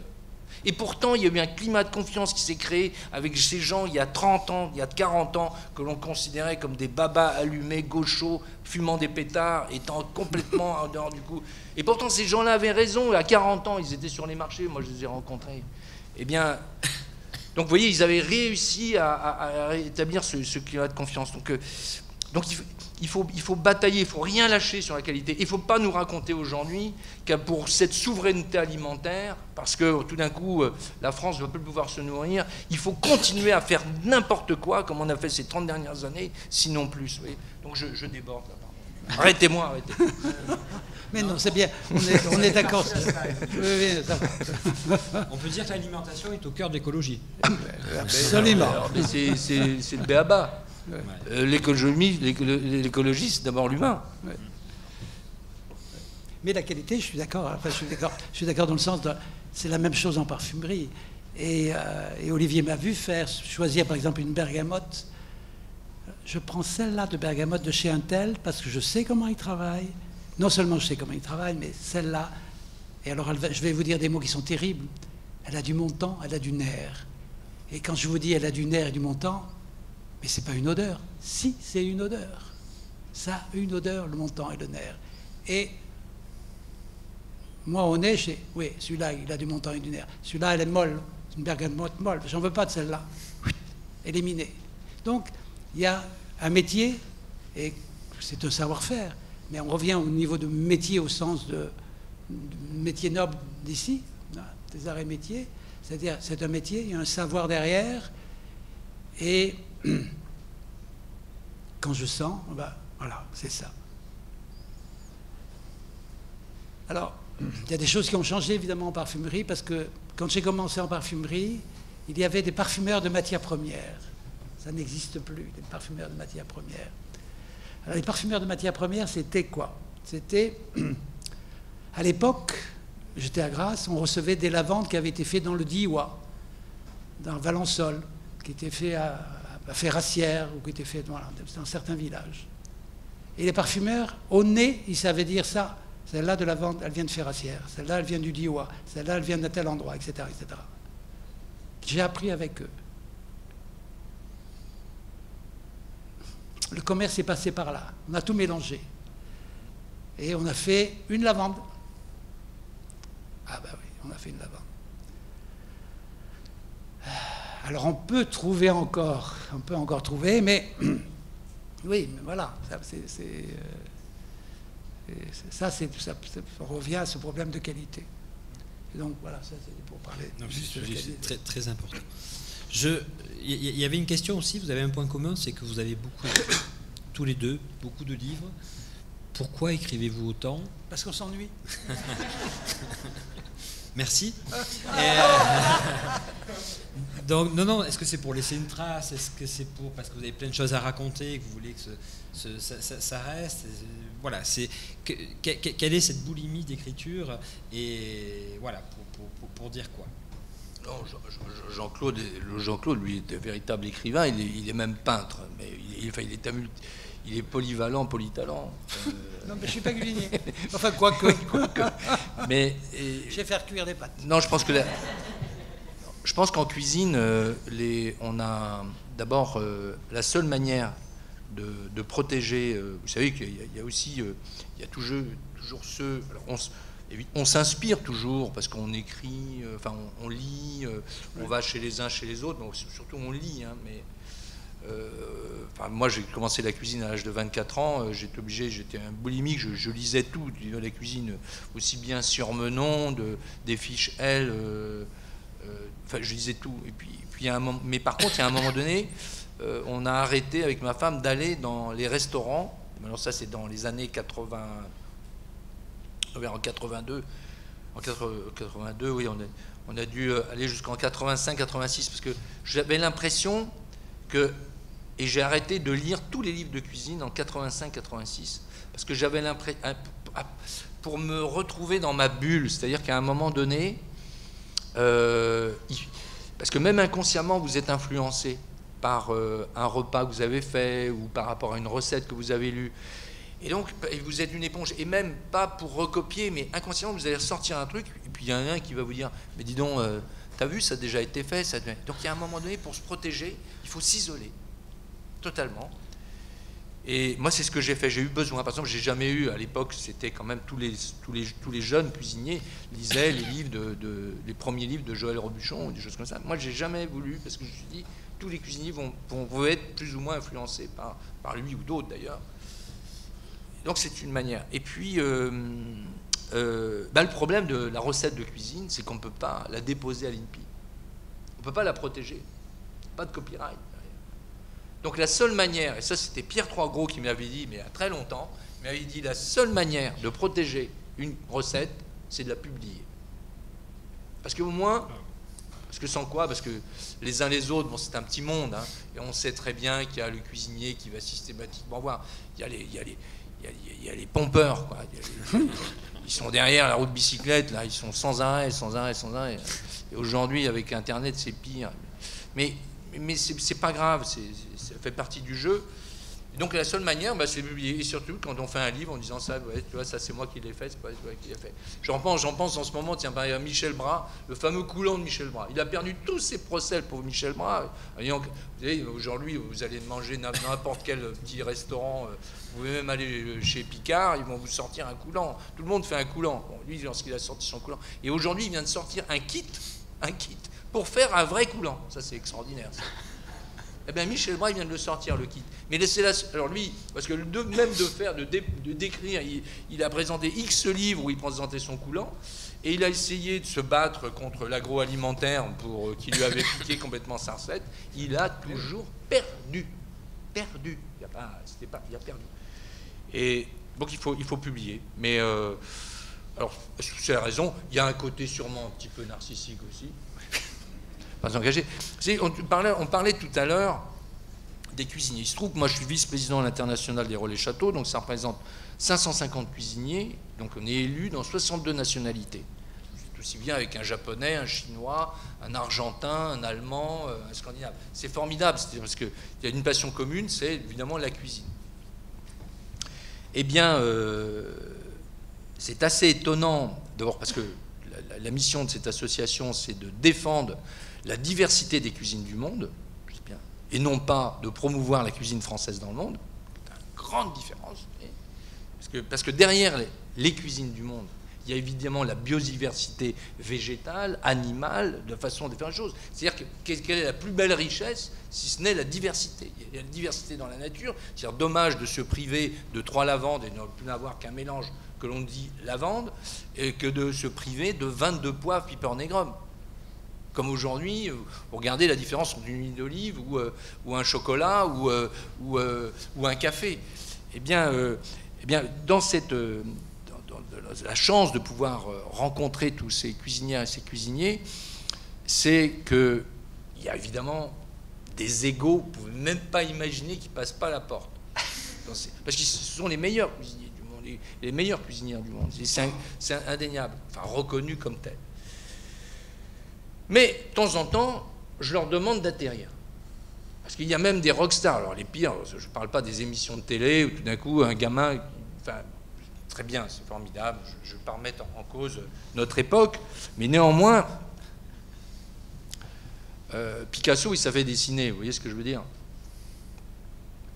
Donc les Mozart de la cuisine comme ça, instantanée, ça existe, mais c'est quand même très rare. Et pas parce qu'on a... Safrimousse passe sur 2 magazines, vous sortez 2-3 trucs, tout d'un coup vous êtes une rockstar. Moi je leur ai dit, attendez, un cuisinier, même si on peut tendre vers une dimension émotionnelle, avant tout, on sait vider un poulet et écailler un poisson. Donc il n'y a que des cuisinières et des cuisiniers, les plus grands renoms, je commençais à leur dire ça. Je dis, n'oubliez pas, nous sommes simplement des manuels, des artisans. Et de temps en temps, certains d'entre nous peuvent prétendre à une dimension émotionnelle. Voilà. Donc c'est pour ça qu'on parle bien d'art mineur. Mais, comme disait Jean-Claude tout à l'heure, d'art complet, qui fait appel aux 5 sens. C'est le seul. Eh oui. Alors, rapidement, je crois qu'on est un petit peu en retard, je voulais qu'on parle de la magie des lieux. Donc la magie des lieux, c'est... vous avez un domaine qui est absolument magique, mais voilà, votre implication dans ces lieux, qu'est-ce que ça veut dire, vous, dans ce lieu? Le lieu vous permet de dire quoi? D'incarner quoi, en fait, exactement?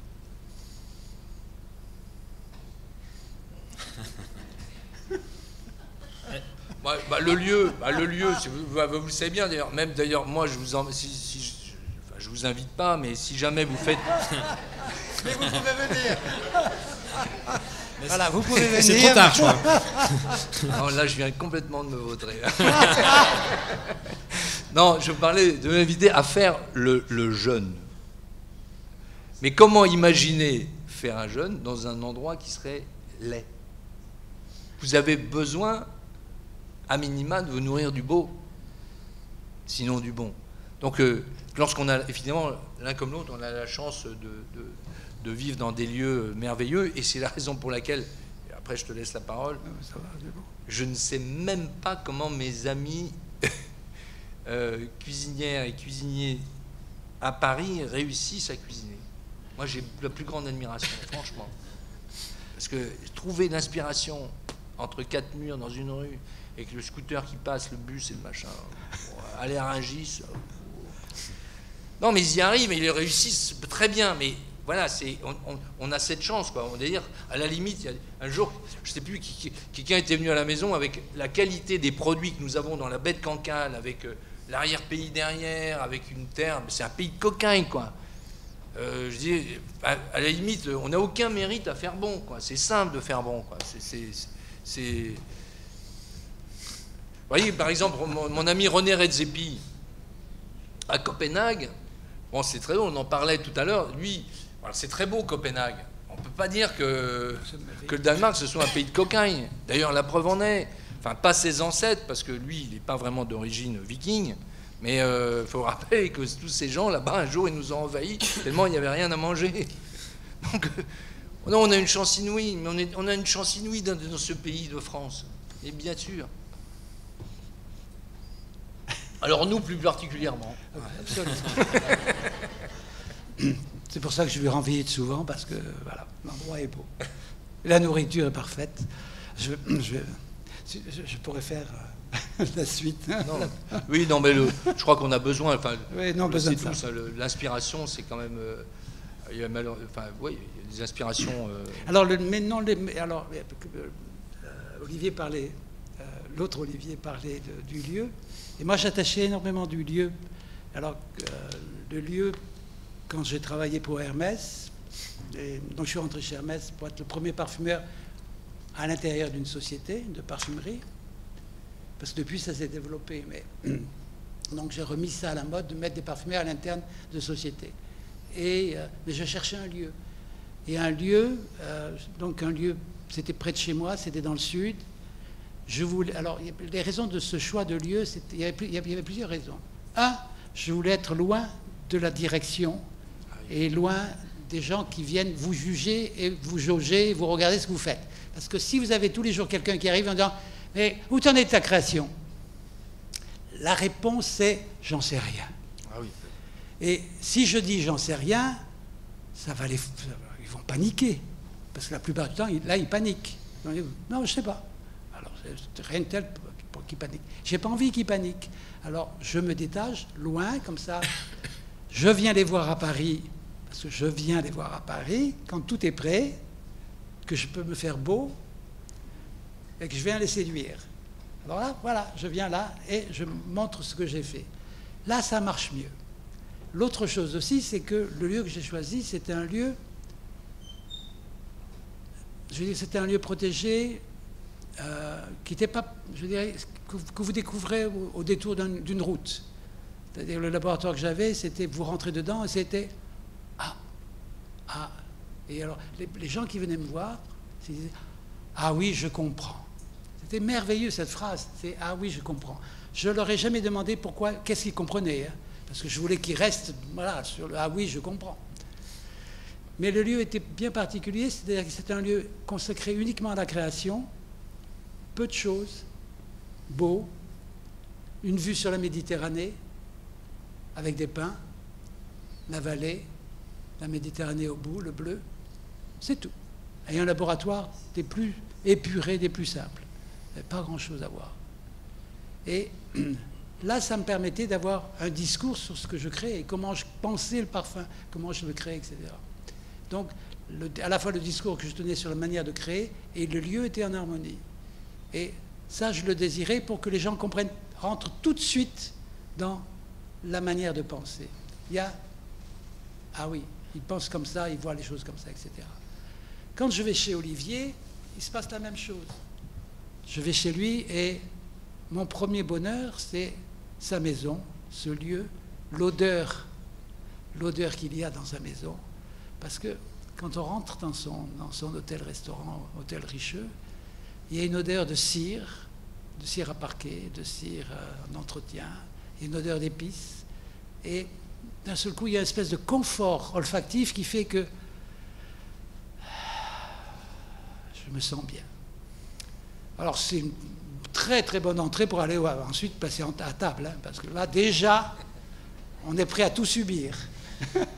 Non, puis je crois que le lieu, mais pour chacun d'entre nous, la chance de toujours créer ces mélanges d'épices dans la maison dans laquelle je suis né, dans laquelle j'ai cuisiné pendant des décennies. Si bien que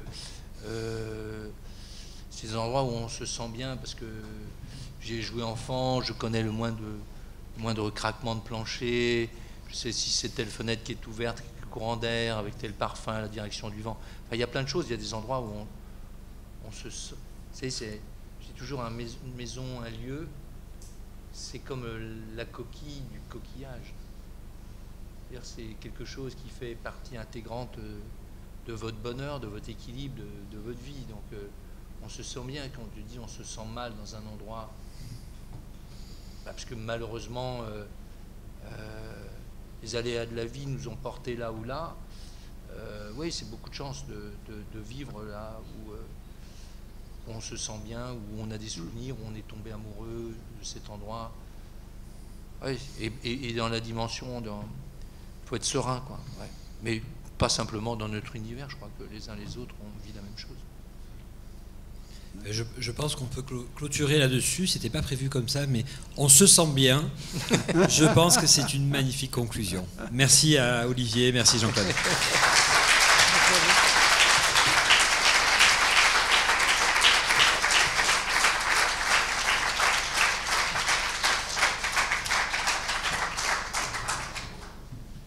Y a-t-il des questions après cette nourriture terrestre et spirituelle?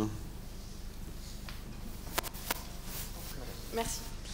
Oui, je voulais vous demander, c'est peut-être un petit peu trop terre à terre, mais s'il y avait des produits ou des odeurs que vous n'aimiez pas du tout travailler, et à l'inverse, des odeurs à nouveau des produits qui revenaient de façon récurrente ici, qui revenaient de façon récurrente dans vos travaux respectifs?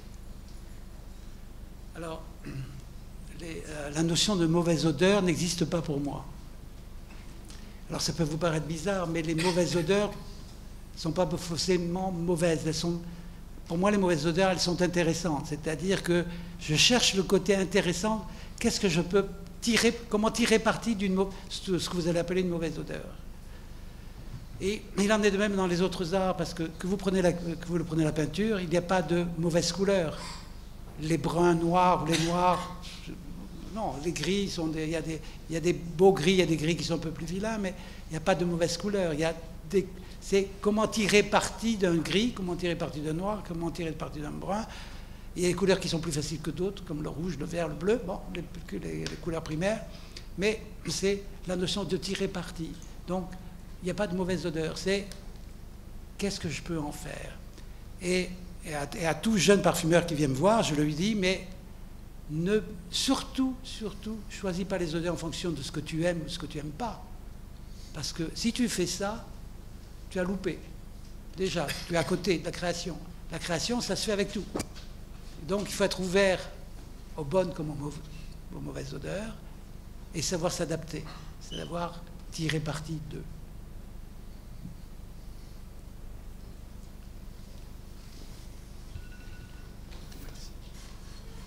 Oui, bonjour, merci pour vos exposés respectifs. Je vais poser plus une question à l'intention du parfumeur, parce que M. Rollinger développe plus.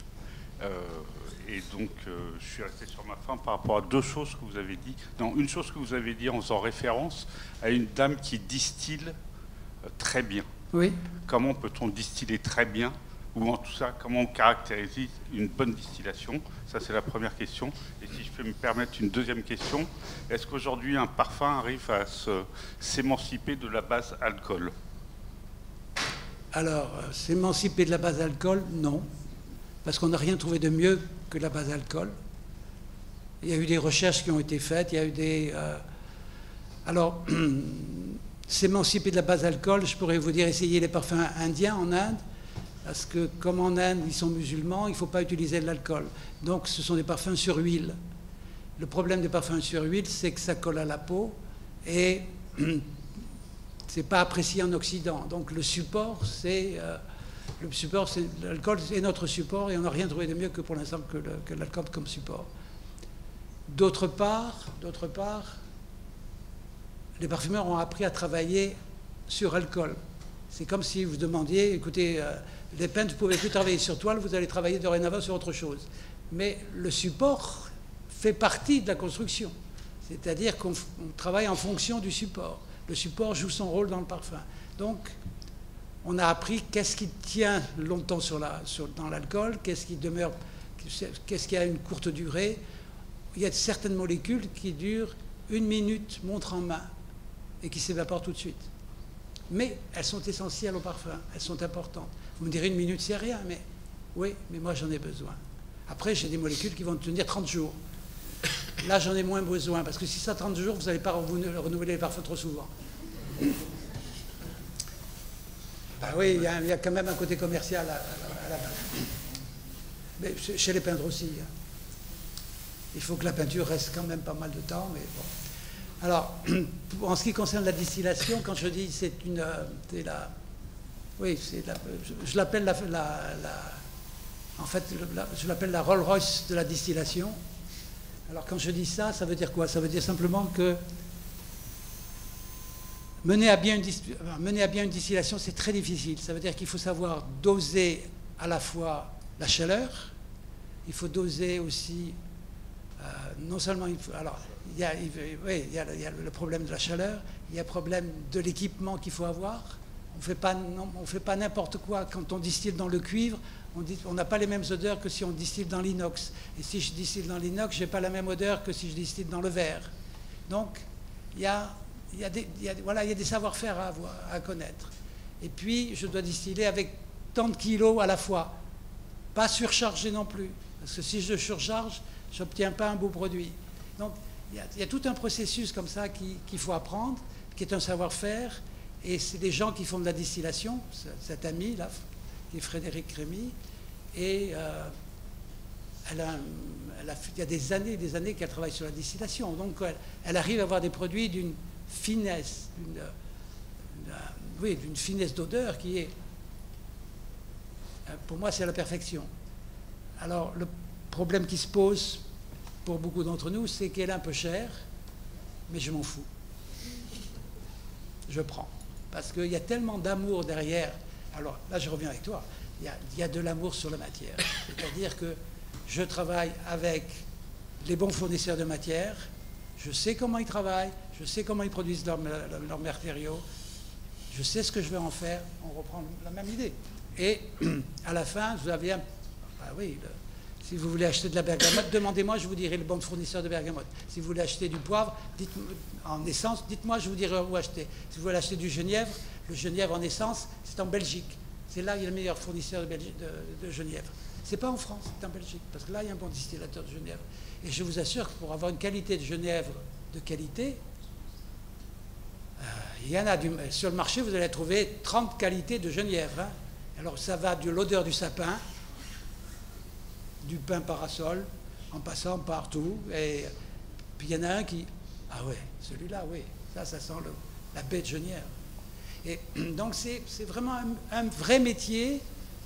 Et avec le temps, on apprend à choisir la qualité.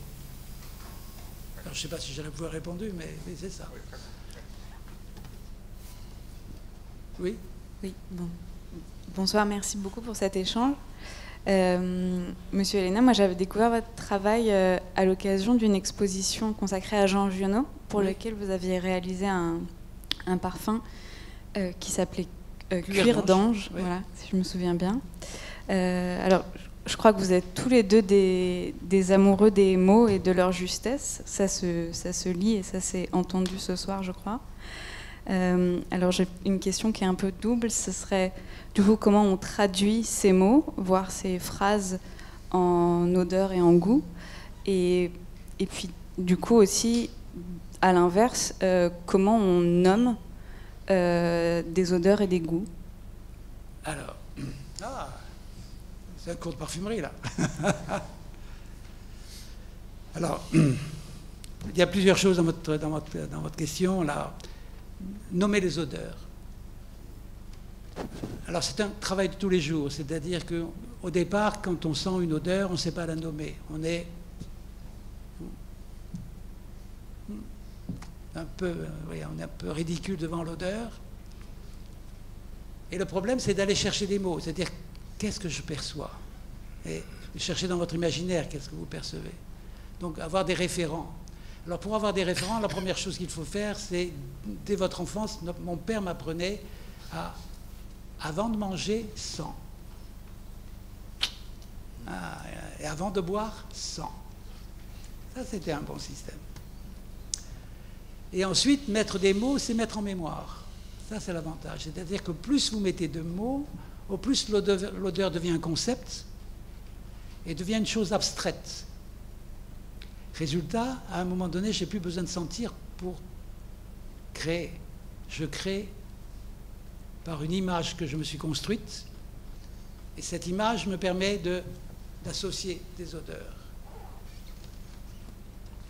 Alors, j'avais posé la question à un neurophysiologue en disant, la question qui était simple, elle a pris du temps pour trouver la réponse, c'est entre l'image que je me construis dans la tête et l'odeur réelle, est-ce que c'est un leurre que je me suis construit ou est-ce que c'est vrai? La question est intéressante. Donc on m'a mis dans un IRM pendant 1 heure. Ça, c'est un peu angoissant, hein, je vous avoue, mais bon, ça, il faut aller jusqu'au bout de l'expérience. Hein. Alors, je suis allé dans un IRM pendant 1 heure, et puis on a équipé l'IRM d'un système qui faisait que on m'envoyait par un truc de plastique, parce qu'il ne faut pas de métal dans les IRM, on m'envoyait des odeurs, et je sentais l'odeur, et puis on analysait dans les IRM qu'est-ce qui se passait au niveau du cerveau. La même chose, alors on m'a envoyé plusieurs odeurs comme ça, et puis on regardait ce que disait mon cerveau. Et puis, deuxième phase, on m'envoie les mots de ces odeurs. On m'envoie lavande, citron, un produit chimique, etc. Et puis on regarde, on va comparer, quand même ça a mis 2 ans pour trouver la réponse, 10 ans pour la préparation et 2 ans pour trouver les réponses. Et on a comparé l'image de l'odeur réelle à l'image que moi j'évoquais. Elle se chevauche complètement. Si je fais ça avec vous, qui n'êtes pas habitué à sentir, seule la première image existera. La seconde n'existera pas. Donc, il y a un entraînement qui fait qu'à un moment donné, le concept de l'odeur superpose l'odeur réelle et que vous pouvez travailler avec. J'ai trouvé ça... J'ai dit, si c'est un leurre, je m'en fous, parce que ça marche quand même, j'y arrive à travailler comme ça, mais si je peux le prouver scientifiquement, je suis heureux. Bon, ça a été prouvé scientifiquement que ça marche de la même manière, et pas uniquement sur moi, parce qu'il y a eu d'autres parfumeurs qui m'ont demandé de faire la même expérience, parce qu'on a dit, attends, il y a Elena, c'est d'accord, Elena, mais les autres, là, les autres parfumeurs, comment ils voient les choses? Mais c'était pareil. Donc voilà, c'est pour vous répondre de la nécessité des mots pour conceptualiser. Alors, et dans les mots, peut-être je peux vous donner une indication, c'est que les premiers mots que vous avez, en principe, ce sont les mots qui ont un rapport direct avec le produit. C'est-à-dire, ça sent le savon, ça sent le détergent, ça sent le shampoing, ça sent la lessive, ça sent le bois, ça sent le cèdre, ça sent la savonnette, ça sent le quotidien. Ça, c'est 50% des mots qu'on utilise. 30% des mots sont des mots du toucher. Ça, c'est intéressant. C'est-à-dire que le poudré, le rêche, le dur, le sec. Ça, c'est des mots qu'on utilise pour décrire des odeurs. Elle a du nerf, celle-là, cette odeur. Vous m'avez entendu tout à l'heure. Elle a du nerf. Elle a du montant. Elle est sèche, elle est dure, elle est râpeuse. Elle est veloutée. Eh oui, alors... Et donc, il y a des odeurs qui ont du velouté, il y a des odeurs qui ont du râpeux. Et il faut se souvenir de tout ça, parce que quand je construis mon parfum, c'est... Qu'est-ce que je veux donner? Est-ce que je veux que ça soit nerveux? Ou est-ce que je veux que ça soit souple? Parce qu'il y a des bois qui sont souples. Le bois de santal, c'est très souple. Le bois de cèdre est sec. Alors, si je veux souple, santal. Si je veux sec, cèdre. Vous voyez, là, déjà, la construction se fait comme ça. Et il y a des odeurs vertes, donc de feuillage, qui sont grinçantes. Mais il y a des odeurs de feuillage qui sont tendres. Donc, lequel je prends? Le tendre? Voilà. Et donc, petit à petit, c'est construit à l'intérieur de ma mémoire voilà, des concepts olfactifs, des concepts d'odeur. Et c'est avec ça que je travaille quand je construis. Je n'ai pas besoin de mélanger, non. J'écris, et ensuite, on réalise le parfum. Maintenant, je pèse mes parfums. Donc, maintenant, je préfère même les peser moi-même. Je les pèse, et puis, ouais, là, ça marche. Ou non, ça ne marche pas. Voilà. J'espère que j'ai répondu. Belle réponse. Alors, pour ma part, moi, parfois, c'est le... Tout à l'heure, je parlais d'une expédition.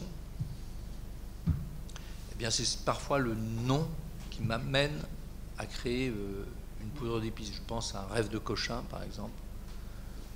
Poudre des fées ou vent de lune et c'est peut-être le titre lui-même, le nom d'expédition qui va m'emmener dans cet univers. Et alors c'est presque traduire une expression poétique. Donc quand vous avez le titre du poème, ensuite il faut l'écrire. On se rejoint totalement, parce que tout à l'heure, elle a parlé du cuir d'ange. Et cuir d'ange est sorti d'une phrase de Jean Giono, de Jean Le Bleu, où Jean Giono écrit « Mon père faisait des bottes en cuir d'ange pour des dieux ailés. » Quand j'ai lu cette phrase-là, j'ai dit bah, « C'est Hermès, ça. Oui. Et bon, ben, après, c'était... tout était là. Ouais. Ah, après, il faut... Voilà, j'avais la phrase, ces 2 lignes, voilà, en avant. Oui. Oui, par exemple, tout à l'heure, Jean-Claude parlait de la poudre des Bulgares. Elle n'aurait jamais dû s'appeler comme ça. Bon, il m'a aidé à la terminer, parce qu'il me manquait une note de bergamote. Bon, c'était premières années où on se connaissait, on se rencontrait. Et moi, ça faisait 2 ans que je planchais sur cette poudre. En fait, mais on m'a dit qu'il ne fallait pas que je l'appelle comme ça parce que ça avait un caractère un peu incestueux. Enfin, ça pouvait être mal interprété. Enfin, aujourd'hui, on interprète tout dans tous les sens. Et je voulais l'appeler « À l'ombre de la caresse d'une mère ».